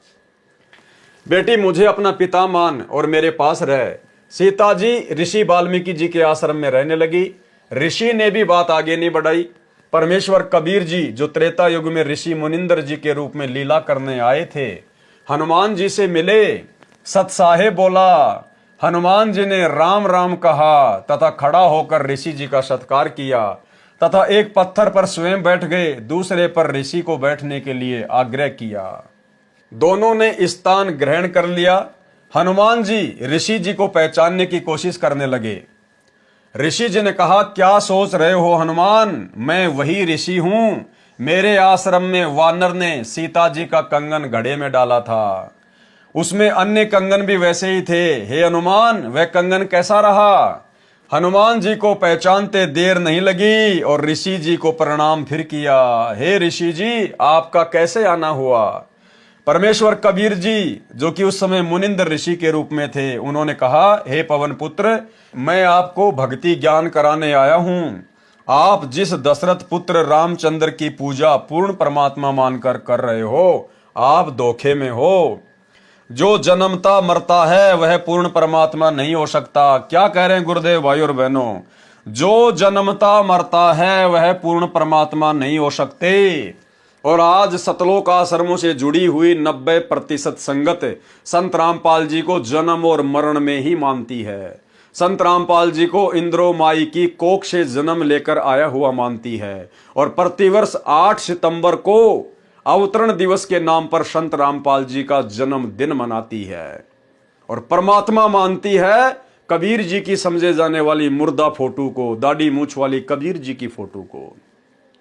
और यहां क्या कह रहे गुरुदेव भगवान हनुमान जी को समझाते हुए कि हनुमान, जो जन्मता और मरता है वो पूर्ण परमात्मा नहीं होता। और हिसार जेल से आई हुई ऑडियो में गुरुदेव ने स्पष्ट कह दिया कि जो खुद ही जन्म और मरण में है, जो भगवान खुद ही जन्म और मरण में है, वो भला हमारा जन्म मरण का रोग कैसे काट सकता है? सुनिए। इसी प्रकार आत्मज्ञान हो गया कि तू जीव है, भक्ति नहीं करेगा तो पशु बनेगा, मुश्किल से मनुष्य जीवन प्राप्त हुआ, भक्ति कर। और समाधान सही है नहीं तो उस ज्ञान का फायदा क्या? जैसे मुझे बता दिया किसी ने कि तुझे ये रोग है और डॉक्टर ने बता दिया तो मुझे विज्ञान हो गया। जिसने मुझे बताया तुझे ये रोग है, दवाई उसके पास भी नहीं, तो वो ज्ञान होया ना होया बराबर है। ज्ञान हो कि रोग है, समाधान हो ये इसकी औषधि है, बात खत्म। तो अब आत्मज्ञान के हमारे जन्म और मृत्यु का रोग लगा है, इसको कौन समाप्त कर सकता है? जो स्वयं जन्मते मरते हैं वो भगवान नहीं हो सकते और वो हमारा जन्म मृत्यु का रोग समाप्त नहीं कर सकता। जो स्वयं जन्मते मरते हैं वो भगवान नहीं हो सकते और वो हमारा जन्म मृत्यु का रोग समाप्त नहीं कर सकता। जो स्वयं जन्मते मरते हैं वो भगवान नहीं हो सकते और वो हमारा जन्म मृत्यु का रोग समाप्त नहीं कर सकता। अब पता चला परमात्म ज्ञान का, वो परमात्मा सतपुरुष परम अक्षर ब्रह्म है। तो भाई और बहनों, इसीलिए कहते हैं ना सतगुरु जननी जने और जाके माना बाप, पिंड भ्रमण से रहित है ना वहां तीनों ताप। यदि वास्तव में कोई सतगुरु होगा वो कभी भी मां के गर्भ से जन्म नहीं लेता, वो जन्म मरण में नहीं आता है। तो भाई और बहनों, सत्सेवक भाई बहनों के ऊपर विशेष मेहर है कि हमने अपने गुरुदेव को जन्म मरण से दूर स्वयंभू परमात्मा मानकर और आज उनको घर घर में विराजमान करके इष्ट रूप में पूजकर हम उनकी भक्ति कर रहे हैं। तो क्या कहा कबीर परमेश्वर जी ने हनुमान जी से? आप धोखे में हो। जो जन्मता मरता है वह पूर्ण परमात्मा नहीं हो सकता। पूर्ण परमात्मा तो अविनाशी है, अविनाशी। और हम साथ संगति से जुड़े हुए सत्सेवक भाई बहन, अपने गुरुदेव भगवान को अविनाशी मानकर प्रतिवर्ष 8 सितंबर को उनका प्रकट दिवस मनाते हैं। प्रकट दिवस, अविनाशी स्वयंभू परमात्मा मानकर। ना सतगुरु जननी जने जाके माना बाप, पिंड ब्रह्मंड से रहित है ना वाती नु ताप। तो भाई और बहनों, ये सात संगति गुरुदेव भगवान का यथार्थ 13वां कबीर पंथ है। और शतलोक आश्रमों से जुड़कर जो भाई बहन भक्ति साधना कर रहे हैं वो तो 12वें पंथ की टूटी फूटी भक्ति है, 12वें पंथ की। क्योंकि वो लोग दाढ़ी मूंछ वाले कबीर जी को ही अपना भगवान मानते हैं, कबीर मानते हैं, उसी का प्रकट दिवस मनाते हैं। क्योंकि 12 पंथों का भगवान वो नकली दाढ़ी मूंछ वाली कबीर की फोटो है। और 13वें यथार्थ कबीर पंथ का भगवान है सतगुरु रामपाल जी, जिन्होंने सन 1994 में अपने यथार्थ 13वें कबीर पंथ को चलाया। और वो पंथ चलाने वाला स्वयं कबीर परमात्मा ही है, अविनाशी प्रभु है। आप लोग सिर्फ आरती अपनी जुबान से करते हो, दिल से आरती नहीं करते। और ना आप जी आरती के मर्म को समझ पाए हो, केवल सत्सेवकों ने समझा है। आप आश्रमों से जुड़े भाई बहन रोज संध्या आरती करते हो और क्या बोलते हो, अवगुण किए घनेरे फिर भी भले बुरे हम तेरे, दास को जान के निपट नादान मोहे बख्श दियो अविनाशी। किसके आगे हाथ जोड़ के प्रार्थना कर रहे हो गुरुदेव के अंग में? अपने गुरुजी से, सतगुरु रामपाल जी से। और क्या कह रहे हो? मोहे बख्श दियो अविनाशी। अरे तुम रोजाना अपने गुरुदेव को अपनी जुबान से तो अविनाशी कह रहे हो। अविनाशी किसको कहते हैं? जिसका कभी विनाश नहीं होता, जो कभी जन्मता नहीं, जो कभी मरता नहीं, जो स्वयंभू होता है, प्रकट होता है। तो रोजाना तो तुम अपने गुरुदेव को अविनाशी कहते हो, लेकिन आप उनको अविनाशी मानते नहीं हो। अविनाशी तो आप जून के महीने में दाढ़ी मूंछ वाली कबीर जी की मुर्दा फोटो को मानते हो। तो गुरुदेव को यदि किसी ने वास्तव में अविनाशी माना है और अविनाशी मानकर यदि उनकी भक्ति कर रहे हैं तो केवल साध संगति से जुड़े हुए सत्सेवक भाई बहन। जो जन्मता मरता है वह पूर्ण परमात्मा नहीं हो सकता, पूर्ण परमात्मा तो अविनाशी है। हनुमान जी ने कहा, हे ऋषिवर, मैं आपके वचनों से दुखी होता हूं, मेरी भावनाओं को चोट लगती है, आप अन्य विषय पर चर्चा करें। परमेश्वर कबीर जी ने कहा कि यदि कोई व्यक्ति गलत रास्ते जा रहा हो, वह उस रास्ते को ठीक मानकर चल रहा हो जो डाकुओं के डेरे में जा रहा है। यदि कोई सज्जन पुरुष उसको बताए कि जिस रास्ते पर आप जा रहे हो आपकी जान तथा माल को खतरा है, आगे डाकुओं का डेरा है, पहले मारते हैं फिर लूटते हैं, यदि वह व्यक्ति कहे कि आप मेरी भावनाओं को चोटिल कर रहे हो, यह कितना सत्य है। हनुमान जी चुप रहे परंतु मुस्कुराए, मानो कह रहे हो आप सत्य कह रहे हो। हनुमान जी के चेहरे पर शांति का चिन्ह देखकर परमेश्वर ने बताया कि श्री राम जी श्री विष्णु जी के अवतार हैं। पॉइंट पे ध्यान देना भाई और बहनों। जब गुरुदेव भगवान ने हनुमान जी को सच्चाई बताई, एग्जाम्पल दिया, तो हनुमान जी चुप रहे परंतु मुस्कुराए, मानो कह रहे हो कि आप सत्य हो। हनुमान जी हल्के से मुस्कुराए मन ही मन में कि बात तो बिल्कुल सच्ची है महात्मा जी की। तो कौन कह सकता है ये बात? क्या रामायण में लिखा हुआ है?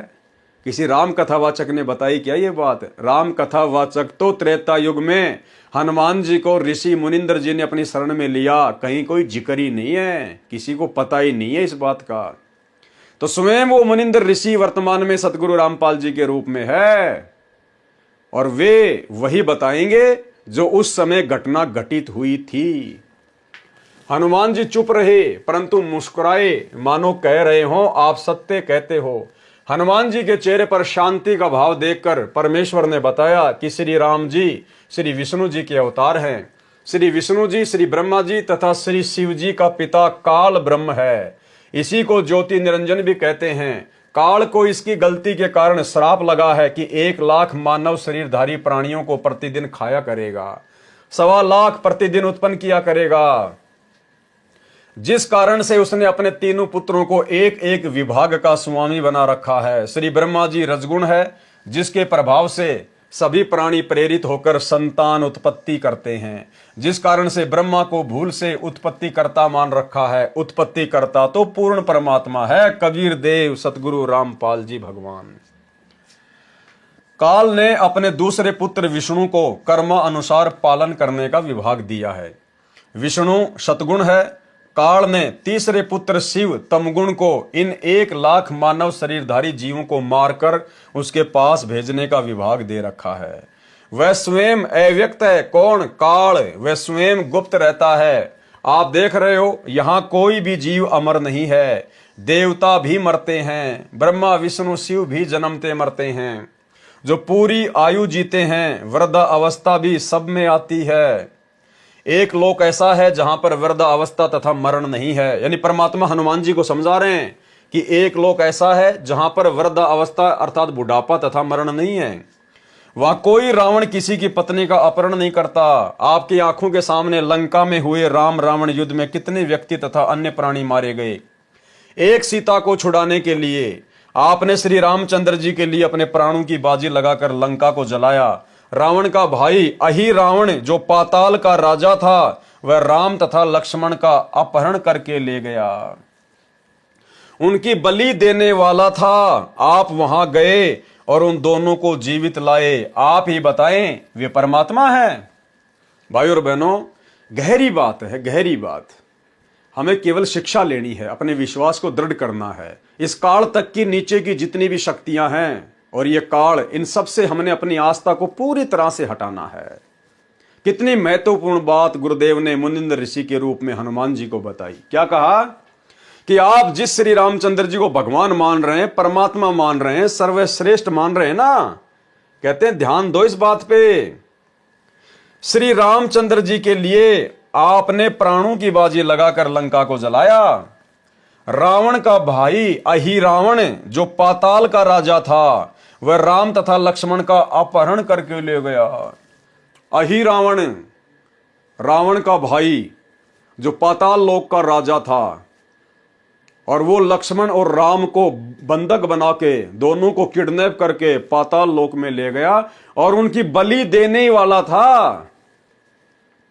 उसी समय आप हनुमान वहां पहुंच गए और उन दोनों को छुड़वा कर लाए। आपने फिर अहि रावण को मारा। अब बताइए, क्या श्री रामचंद्र जी भगवान हो सकते हैं? यानी गुरुदेव हनुमान जी को समझा रहे हैं और आप और हमने दूसरे तरीके से समझना है।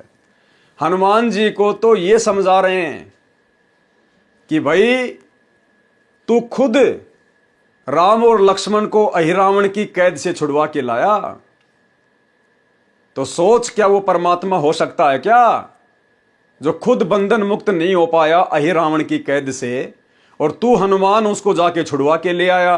तो बड़ा कौन हुआ? वो तेरा श्री राम हुआ या फिर हनुमान तू हुआ, जिसने भगवान के भी बंधन काट दिए, जिसने भगवान को भी बचाया?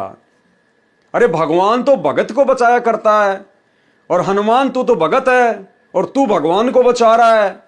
तो सोच, वो श्री रामचंद्र जी भगवान हो सकता क्या जिसको तू भगवान मान के पूज रहा है? हनुमान की आंखें खुल गई। और आप और हमारे लिए सबसे बड़ा पॉइंट ये है भाई और बहनों, कि उस समय वो हनुमान नहीं गया था श्री राम और श्री लक्ष्मण को छुड़वाने के लिए। उस समय श्री रामचंद्र जी को और लक्ष्मण को छुड़वाने के लिए हनुमान जी का रूप बनाकर सतगुरु रामपाल जी परमेश्वर गए थे। ये कबीर भगवान गया था। विचार करने की बात है। श्री रामचंद्र जी तो भगवान और हनुमान जी उसके भगत। अरे तो भगत ज्यादा शक्तिशाली होता है या भगवान ज्यादा शक्तिशाली होता है? जब श्री राम और लक्ष्मण, श्री राम तो विष्णु का अवतार, लक्ष्मण जी शेषनाग के अवतार, जब वो दोनों अपने आप को रावण के भाई अहि रावण की कैद से पाताल लोक से मुक्त नहीं करवा पा रहे थे और उनकी बलि चढ़ने वाली थी, तो भला एक भगत हनुमान जी भला कैसे भगवान को छुड़वा के लेके आ जाएगा? फिर तो भगवान से बड़ा हनुमान हो गया, भगत बड़ा हो गया फिर तो भाई और बहनों, अहि रावण की कैद से श्री राम और लक्ष्मण को हनुमान का रूप बनाकर समर्थ शक्ति आदि राम कबीर परमेश्वर सतगुरु रामपाल जी ने छुड़वाया। क्योंकि करे करावे साइया मन में लहर उठा, दादू सिर दर जीव के आप बगल हो जा। और आप और हमें और अधिक कैसे विश्वास हो? आप और हम भाई बहन प्रतिदिन रोजाना असुर निकंदन रमेणी करते हैं, असुर निकंदन रमेणी। और इस रमेणी में गुरुदेव ने क्या बताया कि 33 करोड़ देवी देवताओं की और काल की जो मुख्य शक्तियां हैं उनकी महिमा है, लेकिन ये उनकी वास्तविक महिमा नहीं है। इस महिमा के पीछे हाथ कबीर देव का है, कबीर परमात्मा का है। केवल इनको तो फोकट में खुश किया जा रहा है देवी देवताओं को। और इस रमैनी में श्री ब्रह्मा विष्णु महेश के द्वारा जितने भी महान कार्य किए गए हैं, उन महान कार्यों के पीछे जिस शक्ति का हाथ है वो है कबीर देव सतगुरु रामपाल जी। और क्या कह रहे हैं परमात्मा? रावण मही रावण से मारे, मही रावण या फिर अहि रावण दोनों एक ही हैं। रावण मही रावण से मारे और सेतु बांध से ना दल तारे, जरा सिंध और बाली खपाए, कंस केश चानोर हराए। तो रावण को भाई और बहनों किसने मारा सूक्ष्म रूप में? सतगुरु रामपाल जी ने, कबीर परमेश्वर ने। तो रावण के छोटे भाई को फिर कौन मारेगा? मही रावण को कौन मारेगा? वही सतगुरु रामपाल जी भगवान। सेतु बांध से ना दल तारे, रामचंद्र जी का पुलिया किसने बनवाया? कबीर परमेश्वर सतगुरु रामपाल जी ने। तो गुरुदेव स्पष्ट कर रहे रमैनी में कि रावण मही रावण से मारे, सेतु बांध से ना दल तारे, यानी सर्व कार्य हमारे गुरुदेव भगवान ने किए। अन्यथा ये तो जीव हैं आप और हमारी तरह, बालक हैं बालक। मुसड़ तो दादाजी उठा सकता है, बच्चे को तो केवल फोकट की महिमा दे रखी है कि मेरे बेटे ने मूसल उठा लिया, मेरे बेटे ने मूसल उठा लिया। तो सारे काम हमारे गुरुदेव भगवान ने किए। इन सभी देवी देवताओं के, ब्रह्मा विष्णु महेश के, दुनिया में जो भी आप बड़ी बड़ी लीलाएं देखते हैं देवी देवताओं की, उन सब के पीछे हाथ हमारे गुरुदेव भगवान का, कबीर परमात्मा का। इसलिए हमारे गुरुदेव भगवान की महिमा नहीं की जा सकती। हमारे पास में शब्द नहीं है इनकी महिमा के लिए। 7 समुद्र की मसी करूं, लेखनी करूं बन राय, और धरती का कागज करूं, पर सतगुरु गुण लिखा ना जाए। रावण का भाई अहिरावण जो पाताल का राजा था, वह राम तथा लक्ष्मण का अपहरण करके ले गया, उनकी बलि देने वाला था। आप वहां गए और उन दोनों को जीवित लाए। आप ही बताएं वे परमात्मा हैं। जिस समय नाग फांस शस्त्र के छोड़ने से सर्पों ने श्री राम तथा आप तथा सर्व सेना व लक्ष्मण तक बांध दिया था, सर्प आप सबको जकड़े हुए थे, आप सब विवश थे। अब बताओ, अब हनुमान जी लक्ष्मण और रावण को पाताल से छुड़वा के कैसे ले आएगा? हनुमान जी भी असमर्थ है। जब रावण ने अपनी सिद्धि शक्ति से रामचंद्र जी की पूरी सेना को राम लक्ष्मण हनुमान सहित नाग फांस में बांध दिया था, उस समय हनुमान जी भी बिल्कुल सावधान होके खड़े हुए थे और चारों तरफ उनके सर्प लिपटे हुए थे, उनको जकड़ रखा था। श्री हनुमान जी अपने आप को बंधन मुक्त नहीं करा पाए, श्री रामचंद्र जी अपने आप को बंधन मुक्त नहीं करा पाए। और उस समय श्री रामचंद्र जी ने अपने वाहन से पुकार की, हे गरुड़ मेरी रक्षा कर, हे गरुड़ मेरी रक्षा कर। अब वो गरुड़ कहां से रक्षा कर देगा बेचारा? वो तो पक्षी है, वो तो भगवान की सवारी है। जब भगवान अपने बंधन नहीं काट पा रहा तो भगवान का भगत कहां से काट देगा? तो उस गरुड़ रूप में भी इसी समर्थ शक्ति सतगुरु रामपाल जी भगवान ने सबको बंधन मुक्त किया। और परमेश्वर ने फिर कहा कि काटे बंधन विपत्ति में और कठिन कियो संग्राम, और चीनो रे नर प्राणियों वो गरुड़ बड़ो के राम है। तो भाई और बहनों, ये सारी मिथ्या, ये सारी दंत कथाएं जो आज से पहले चल रही थी कि गरुड़ ने रामचंद्र जी को नाग फांस से मुक्त किया, रावण ने राम और लक्ष्मण को अहिरावण की कैद से छुड़वाया, हनुमान जी द्रोणागिरी पहाड़ को उठा लाए, ये सब फोकट की महिमा। असल में इन सब के पीछे परम शक्ति कबीर देव सतगुरु रामपाल जी भगवान का हाथ था। इसी प्रकार भाई और बहनों, ये परमेश्वर गुप्त रूप में सारी लीलाएं करते हैं, सारी की सारी लीलाएं। तो बताओ, अहिरावण की कैद से हनुमान जी लक्ष्मण राम को कैसे छुड़वा लेंगे जब वो खुद नाग फांस में जकड़े पड़े थे, अपने आप को नाग फांस से मुक्त नहीं कर पा रहे थे? तो भला पाताल में जाके रामचंद्र जी को कैसे अहिरावण की कैद से हनुमान छुड़वा के ला सकता है?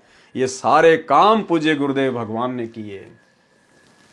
नाग फांस शस्त्र के छोड़ने से सर्पों ने श्री राम तथा आप कौन? हनुमान तथा सर्व सेना व लक्ष्मण तक बांध दिया था।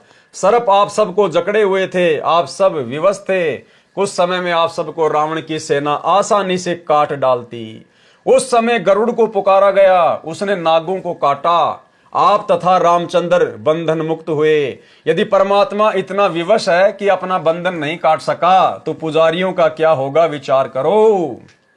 ठीक इसी प्रकार भाइयों और बहनों, इस एक लाइन को आधार बनाकर दास फिर से उन तमाम मंद बुद्धि भक्तों को संदेश देना चाहता है जो वर्तमान में अपने गुरुदेव सतगुरु रामपाल जी को मानुष समझ रहे हैं और उनकी जमानत के ठेकेदार बने हुए हैं कि हम गुरुजी की जमानत करवाएंगे, हम गुरुजी की जमानत करवाएंगे। कुछ एक बिहार के, कुछ एक कानपुर के, एक कोई पुस्तक वगैरह निकाल रखी है उन्होंने मुकदमों को लेकर, गुरुजी पर ये मुकदमे लगे, वो मुकदमे लगे। हमने क्या चाटना है उनको? हमें पता है कि इस परमेश्वर के ऊपर दुनिया का कोई मुकदमा काम नहीं करता, अपनी मर्जी से बैठा है, अपने मिशन को पूरा करके आएगा। तो ये लाइन क्या कह रही है? यदि परमात्मा इतना विवश है कि अपना बंधन नहीं काट सका तो पुजारियों का क्या होगा, विचार करो। तो वे जितने भी भाई बहन जो गुरुदेव की जमानत के ठेकेदार है ना, उनको इस लाइन पर ध्यान देना चाहिए कि भाई यदि सतगुरु रामपाल जी परमात्मा नहीं है आप लोगों की नजरों में, और यदि वो बंधन में हैं, हिसार जेल में हैं और अपने आप को मुक्त नहीं करवा पा रहे, अपनी जमानत करवाने में विवश हैं, और तुम लोग जमानत कराओगे तभी हिसार जेल से बाहर आएंगे, तो भाई फिर उनको परमात्मा मानना छोड़ दीजिए, फिर उनको परमात्मा कहना छोड़ दीजिए। फिर ऐसा परमात्मा किसी काम का नहीं जो खुद बंधन मुक्त नहीं हो पा रहा, फिर भला हमें वो परमात्मा काल के बंधन से कैसे मुक्त करवाएगा। और गुरुदेव तो कहते हैं भाई कर ले गुरु वकील मुकदमा भारी है। अरे हम जीवों का मुकदमा धर्मराज के दरबार में चल रहा है, गुरुदेव तो हमें उस मुकदमे से बरी करवाने आए, जन्म मरण के मुकदमे से। और नालायको तुम अपने गुरु को इतना कमजोर, इतना बेबस, इतना लाचार समझ रहे हो कि तुम उनकी जमानत के ठेकेदार बने हो कि हम गुरुजी की जमानत लगाएंगे, हम गुरुजी के लिए प्रयास करेंगे तो गुरुजी बाहर आएंगे। तो ये मूर्खता है, एक भगत होकर सबसे बड़ी मूर्खता। इस मूर्खता को छोड़िए और साध संगति से जुड़कर ज्ञान को आधार बनाकर गुरु को बंधन मुक्त परमेश्वर मानकर भक्ति कीजिए। पता नहीं तुम लोग नित्य नियम भी ढंग से करते हो कि नहीं करते हो। अगर करते तो इतनी बड़ी गलती ना करते गुरु की जमानत के ठेकेदार बनने के, क्योंकि रोजाना नित्य नियम में गुरुदेव हमें क्या संदेशा देते हैं। गरीब ऐसा सतगुरु हम मिल्या, बेपरवाह अबंध, परम हंस पूर्ण पुरुष, रोम रोम रविचंद। हम किसकी महिमा कर रहे हैं नित्य नियम में? अपने गुरुदेव की, सतगुरु रामपाल जी की। और क्या कह रहे हैं अपने गुरुदेव को कि हमें ऐसे समर्थ गुरुदेव भगवान मिल गए आज कलयुग की पिछली पीढ़ी में, जो बेपरवाह अबंध, जिनको किसी की कोई परवाह नहीं है, ना काल की, ना दुर्गा की, ना ब्रह्मा विष्णु महेश की, किसी की नहीं। निर्विकार निर्भय तू ही और सकल भयमान, और सब पर तेरी साहिबी तुझ पे साहिब नाए। तो एक तरफ तो आप अपने गुरु जी को सुबह सुबह कहते हो कि ऐसा सतगुरु हम मिला, बेपरवाह अबंध, अबंध यानी जिसको कोई बांध के नहीं रख सकता, जिसको कोई कैद में नहीं रख सकता, और परम हंस पूर्ण पुरुष, रोम रोम रविचंद।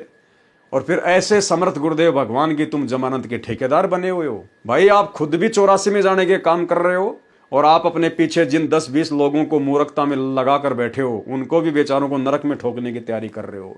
क्योंकि गुरु मानुष कर जानते वो नर कहिए अंध, ओवे दुखी संसार में आ गए यम के फंद।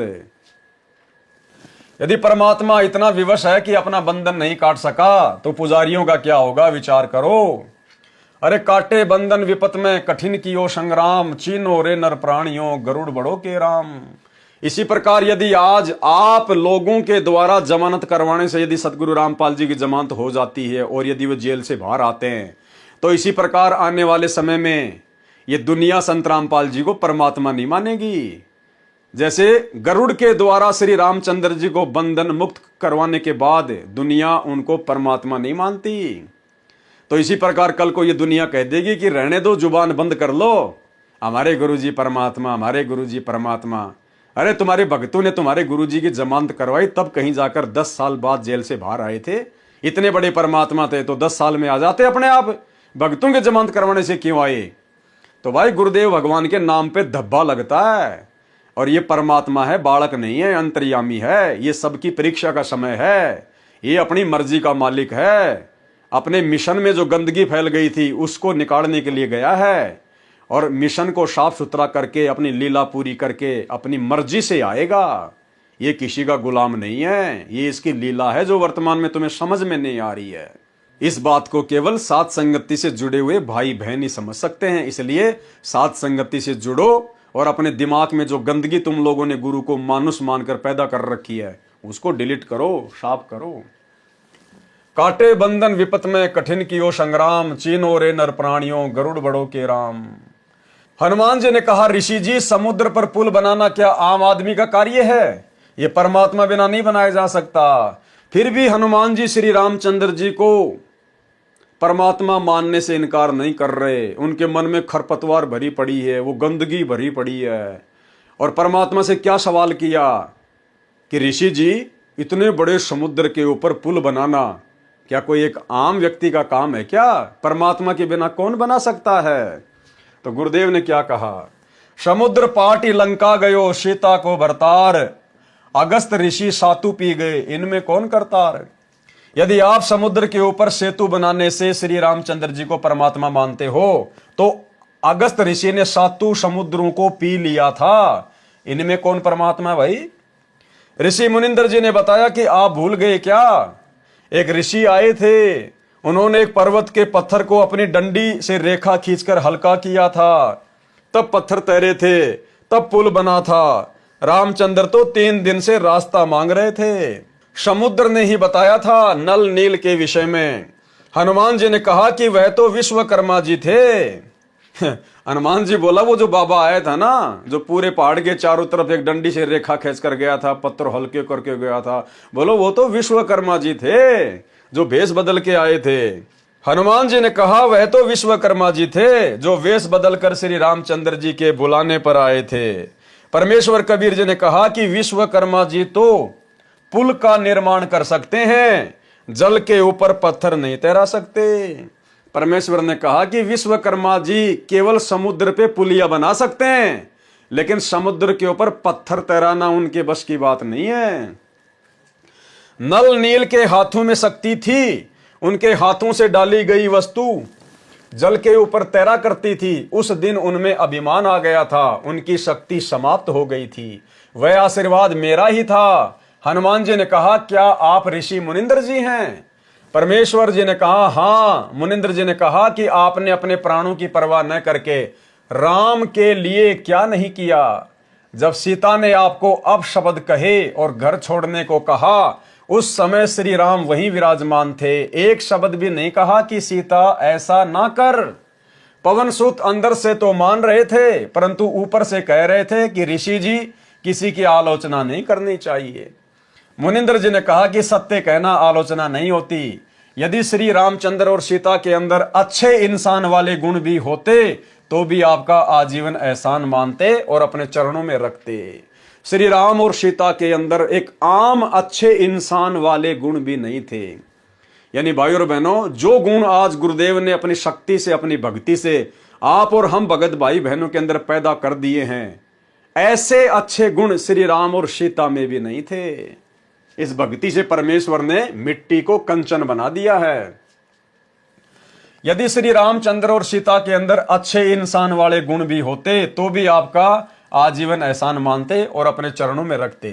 आप तो उनके बिना जीना भी उचित नहीं मानते। और सुनो, आपके साथ जैसा व्यवहार किया उसका फल भी सीता तथा रामचंद्र जी को मिल गया। सीता ने एक भगत को जो अपशब्द कहे थे, सीता ने जो भगत की भावनाओं को ठेस पहुंचाया, उसकी श्रद्धा को ठेस पहुंचाया। गुरुदेव कह रहे हैं कि सीता को भी उसका फल मिल गया, यानी अयोध्या में निकाली गई दर दर की ठोकर। और श्री रामचंद्र जी जो उस समय चुपचाप थे, सभा में बैठकर सत्य को सत्य नहीं कह पाए, वो श्री रामचंद्र भी अंत में सरयू नदी में डूब के मरा, छलांग लगा के। यानी भाई और बहनों, कितनी गहरी बात है। हम भगत भाई बहनों ने किसी की भी श्रद्धा का, हम भाई बहनों ने किसी की भी भावनाओं का मजाक नहीं बनाना चाहिए। हमने किसी को भी अपशब्द नहीं कहने चाहिए, अन्यथा परमेश्वर का विधान है। और रामचंद्र और सीता भी किसी जन्म में गुरुदेव के भगत थे, शिष्य थे। लेकिन जब त्रेता युग में उन्होंने हनुमान जी का अपमान किया, अपशब्द कहे, तो परमेश्वर ने यह नहीं देखा कि ये राम और सीता मेरे भगत थे। परमेश्वर ने उनको भी दंड दिया जैसा उन्होंने वो कर्म किया। तो आप और हमने बहुत सावधानी रखनी है। आधीनी के साथ गर्दन नीची करके, बिना किसी को कुबोल कहे, बिना अपनी जुबान से कोई अपशब्द कहे। क्योंकि परमेश्वर कहते हैं जीभ तो वाहे बली जो रटे हरि को नाम, नहीं तो काट कर फेंक दो मुख में भलो ना चाम। हमने सतलोक आश्रम मैनेजमेंट हरियाणा वाले इन कोऑर्डिनेटरों की तरह, गुरुदेव के परिवार वालों की तरह, हमने किसी को भी गाली गलौच नहीं करनी, किसी को भी अपशब्द नहीं कहना है, सत्य को सत्य अवश्य कहना है, लेकिन हमने किसी की निंदा चुगली या किसी की भक्ति और श्रद्धा का मजाक नहीं बनाना है। और सुनो, आपके साथ जैसा व्यवहार किया उसका फल भी सीता तथा श्री रामचंद्र को मिल गया है। कुछ वर्षों के पश्चात सीता जी को श्री राम ने घर से निकाल दिया। उस समय वह गर्भवती थी। यह सुनकर हनुमान जी की आंखों से आंसू निकल आए और ऋषि जी के चरणों में गिर गए, कुछ नहीं बोले। अयोध्या वासियों ने 2 वर्ष दिवाली और दशहरा मनाया था, उसके पश्चात बंद कर दिया था कि जिस देवी के लिए रावण मारा, आज वह फिर कितने रावणों का कष्ट झेलेगी। दीपमाला खुशी का प्रतीक है। जब राजा और रानी भिन्न भिन्न हो गए तो न दिवाली न राजा को अच्छी लगे और न प्रजा को, इसलिए दीपावली का त्योहार उसी समय से बंद हो गया था। जो 2 वर्ष मनाया गया था उसके आधार से भोली जनता ये पर्व मना रही है। अब वर्तमान में ये जितने भी श्री रामचंद्र जी के पुजारी हैं, सीता जी को अपनी माता कहते हैं। अरे तुम्हें अपनी माता जी का दुख दर्द याद है क्या? अपने भगवान का दुख दर्द याद है क्या? उनका जीवन तो नरक के जैसा था उस समय। अगर आप रामायण को पढ़कर देखोगे तो कभी ठंडा पानी ना श्री राम ने पिया, ना कभी सीता जी ने पिया। जब श्री रामचंद्र जी का राज्य अभिषेक का समय आया तो 14 साल का वनवास, जंगल में दर दर की ठोकर खाई, धक्के खाए, दुख उठाए। सीता को रावण ले गया। 12 साल बाद सीता जी को रावण की कैद से छुड़वा कर लाए। करोड़ों लोग मरवाए। सीता की अग्नि परीक्षा हुई, फिर सीता को वापस लाए। फिर धोबी के कहने से सीता को निकाल दिया। राजा कहाँ है, उनकी पत्नी कहाँ? कभी सौपन में सुख हो सकता है? और आप लोग खुशी मनाते हो दिवाली मना के, और फिर कहते हो हम लोग श्री रामचंद्र जी के भगत हैं, हम लोग श्री रामचंद्र जी के फॉलोवर हैं। अरे धिक्कार है तुम लोगों को। तुम्हारे भगवान तो कष्ट उठाते उठाते मर गए। माता सीता आजीवन कष्ट उठाती रही। उनके उस कष्ट को देखते हुए तो अयोध्या वासियों ने भी 2 साल के बाद में दिवाली और दशहरा मनाना बंद कर दिया था। और तुम आज उस पाखंड को बढ़ चढ़ के जो है समाज में फैला रहे हो। तो तुम काई के राम भगत हो, काई के सीता भगत हो, केवल सांप वाली लकीर पीट रहे हो, परंपराओं का निर्वाह कर रहे हो। इसी प्रकार दशहरा तथा रावण दहन की परंपरा चली आ रही है। यदि किसी के घर पर किसी जवान की मृत्यु हो जाती है तो वह परिवार तथा रिश्तेदार कोई त्योहार नहीं मनाते। हनुमान जी ने कहा प्रभु परमेश्वर की चर्चा करो। अब हनुमान जी का धीरे धीरे भक्ति भाव में जागृति उठने लगी सच्चाई से परिचित होने के बाद, और कहा कि हे प्रभु परमेश्वर की चर्चा करो। हनुमान जी ने कहा प्रभु परमेश्वर की चर्चा करो। कबीर परमेश्वर जी ने सृष्टि रचना सुनाई। सत्य कथा सुनकर हनुमान जी गदगद हो गए। सतलोक देखने की प्रार्थना की। परमेश्वर आकाश में उड़ गए। हनुमान जी देख रहे थे। कुछ देर अंतर ध्यान हो गए। हनुमान जी चिंतित हो गए कि अब ये ऋषि कैसे मिलेंगे। इतने में आकाश में विशेष प्रकाश दिखाई दिया। हनुमान जी को दिव्य दृष्टि देकर सतलोक दिखाया। ऋषि मुनिंद्र जी सिंहासन पर बैठे दिखाई दिए। उनके शरीर का प्रकाश अत्यधिक था। सिर पर मुकुट तथा राजाओं की तरह छत्र था। कुछ देर वह दृश्य दिखाकर दिव्य दृष्टि समाप्त कर दी। मुनिंद्र जी नीचे आए। हनुमान जी को विश्वास हुआ कि ये परमेश्वर है, सत्यलोक सुख का स्थान है। परमेश्वर कबीर जी से दीक्षा ली, अपना जीवन धन्य किया, मुक्ति के अधिकारी हुए। हनुमान जी मुक्ति के अधिकारी हुए, मुक्त नहीं हुए। इसलिए आप सभी भाई बहनों को दास बार बार कहता है कि वर्तमान में ये जो 4 युग का इतिहास है, सतयुग से लेकर वर्तमान तक का समय, इसमें कोई भी आत्मा पार नहीं हो पाई है। पार होने का समय तो ये कलयुग की बिचली पीढ़ी है, वर्तमान समय है। अब परमेश्वर उन सभी आत्माओं को दोबारा से जन्म देगा जिन आत्माओं को गुरुदेव ने सतयुग त्रेता द्वापर में अपनी शरण में लिया था। परमेश्वर कबीर जी से दीक्षा ली, अपना जीवन धन्य किया, मुक्ति के अधिकारी हुए। इस प्रकार पवित्र आत्मा परमार्थी स्वभाव हनुमान जी को परमेश्वर कबीर जी ने अपनी शरण में लिया।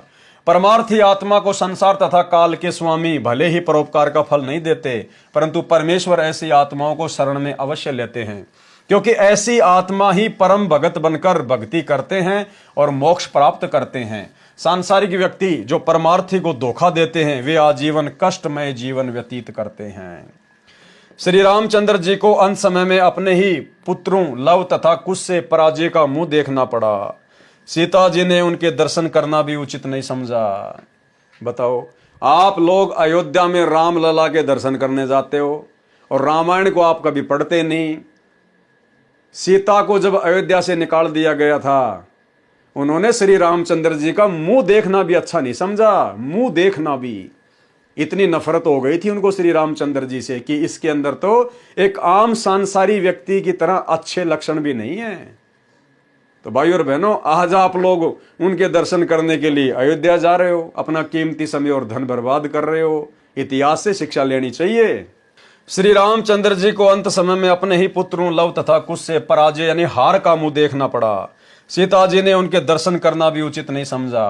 देखते देखते पृथ्वी में समा गई। इस गलानी से श्री रामचंद्र जी ने अयोध्या के पास बह रही सरयू नदी में छलांग लगाकर अपनी जीवन लीला जल समाधि लेकर समाप्त कर दी। ना पत्नी रही, ना बच्चे रहे, पूरी अयोध्या में थूथू हो रही है। दुर्वासा ऋषि के कारण अपने भाई लक्ष्मण को मृत्यु दंड की सजा देनी पड़ी श्री रामचंद्र जी ने। इन सब बातों से दुखी होकर अंदर ही अंदर श्री रामचंद्र जी ने सरयू नदी में छलांग मार के आत्महत्या की। डूब के मरे। देसी भाषा में कहते हैं डूब के मरना और संत भाषा में कहते हैं समाधि लेना। यह है श्री रामचंद्र जी की अंतिम उपलब्धि। अरे जो श्री रामचंद्र जी वेदों के अनुसार साधना करते थे, उनकी भी अंत में यह दुर्गति हुई। सरयू नदी में डूब के मरना पड़ा, आत्महत्या करनी पड़ी। और आप लोग दशरथ पुत्र श्री रामचंद्र जी को ही भगवान मान के राम राम राम राम जय श्री राम, आप लोगों की कैसे मुक्ति होगी? कैसे हो रही है वर्तमान में? रोडों के ऊपर कुत्ते वाली मौत हो रही है। खरबूजे की तरह फूट फूट के लोग मर रहे हैं। जिनकी गाड़ियों के पीछे जय श्री राम लिखा होता है, एक्सीडेंट में उनका चकना चूर निकला हुआ मिलता है रोड पे। तो भाई, असली राम को पहचानो, असली आदि राम को पहचानो। मृत्यु होगी तो भी परमात्मा टाल देगा, भगत के नजदीक नहीं आएगी। उसको कहते हैं श्री राम। वो श्री राम कबीर देव सतगुरु रामपाल जी है। सत्संग सुनकर पहचानिए। श्री रामचंद्र जी ने अयोध्या के पास बह रही सरयू नदी में छलांग लगाकर अपनी जीवन लीला जल समाधि लेकर समाप्त की। परमार्थी हनुमान जी को निस्वार्थ दुखियों की सहायता करने का फल मिला। परमात्मा स्वयं आए, मोक्ष मार्ग बताया, जीव का कल्याण हुआ। हनुमान जी फिर मानव जीवन प्राप्त करेंगे तथा परमेश्वर कबीर जी उनको शरण में लेकर मुक्त करेंगे। उस आत्मा में सत्य भक्ति बीज डल चुका है। अब क्या होगा? हनुमान जी का तो फिर से मनुष्य जन्म होगा। हो सकता है परमात्मा इस कलयुग की बिचली पीढ़ी में दया कर दें या फिर कर दी हो। वो हनुमान, जिस हनुमान को भगवान मान के दुनिया पूज रही है, वो हनुमान जी वर्तमान में सतगुरु रामपाल जी को, अगर इस समय गुरु जी उनको जन्म देंगे तो संत रामपाल जी को भगवान मान के पूजेगा। और आप लोग अपनी अज्ञानता में, आध्यात्मिक नादानी में, शास्त्रों की नासमझी में उस हनुमान जी को ही भगवान मान के पूज रहे हो। अरे हनुमान जी की तो वैसे भी पूजा नहीं करनी चाहिए, क्योंकि वो तो एक भगत था। हनुमान जी तो खुद भक्ति किया करता था श्री रामचंद्र जी की, और तुम उस भगत को ही पूज रहे हो। तो ये सबसे बड़ी मूर्खता है, नादानी है। भाई और बहनों, जिस समझ के लिए परमेश्वर ने आज वर्तमान में आप और हम अरबों इंसानों को जो मनुष्य जन्म दिया है, वो केवल मोक्ष प्राप्ति के लिए दिया है। शास्त्रों को समझकर, ज्ञान को समझकर, सच्चे गुरु की पहचान करके भक्ति करने के लिए दिया है। अभी मौका है, जब तक सतगुरु रामपाल जी के चरण कमल धरती पर हैं। भाई और बहनों, सत्संग सुन के अपना आत्म कल्याण करवा लीजिए, अन्यथा उसके बाद में दुर्गति होगी, दुर्दशा होगी। धरती पर कोई बचाने वाला नहीं मिलेगा। 2028 युग परिवर्तन का समय है। प्रकृति तांडव मचाएगी, हर प्रकार से प्राणियों को दुखी करेगी। त्राहिमाम मचेगा। कारण चाहे युद्ध हो, महायुद्ध हो, गृह युद्ध हो, बाढ़ हो, भूकंप हो, अनावृष्टि, अतिवृष्टि, सूखा, अकाल, महामारियां, कुछ भी त्राहिमाम मचेगा इस पृथ्वी पर। दाने दाने को लोग तरसेंगे। तब कहीं जाकर दुनिया को हिसार जेल में बैठे हुए संत रामपाल जी में पूर्ण परमात्मा के दर्शन होंगे। ये कार्य वैसे संभव नहीं है। तो भाई और बहनों, समय रहते समझ जाओ। उस युग परिवर्तन के समय में अपनी कमर तुड़वाने से बच जाओ। अगर शरण में आ जाओगे, परमेश्वर आपकी भी रक्षा करेगा, आपके परिवार की भी रक्षा करेगा। अन्यथा आने वाले समय में अंधकार ही अंधकार है, दुर्गति ही दुर्गति है। तो हनुमान जी को परमात्मा फिर से जन्म देंगे, हनुमान जी को फिर से मानव जन्म मिलेगा, या तो वर्तमान समय में या फिर किसी अन्य युग में, जब भी परमात्मा की दया होगी, मेहर होगी। लेकिन आप और हमारे ऊपर मेहर हो चुकी है, दया हो चुकी है। आप और हम आत्माएं उस हनुमान जी से भी लाखों गुना उत्तम आत्मा है, जो परमेश्वर ने सारी प्रोसीजर को पार करवा कर, यानी आप और हम ना जाने कितनी बार हनुमान बन चुके हैं, कितनी बार श्री राम बन चुके हैं, कितनी बार ब्रह्मा विष्णु महेश बन चुके हैं। ये सारी प्रोसीजर पार करके आज आप और हम कलयुग की बिचली पीढ़ी में परमेश्वर के द्वारा अपने चरणों में लिए गए हैं। तो भाई और बहनों, अपने आप को कमजोर भी मत समझो और अपने आप को अहंकार में बहुत बड़ा भी मत समझो। ज्ञान आधार से परमात्मा का दास समझो।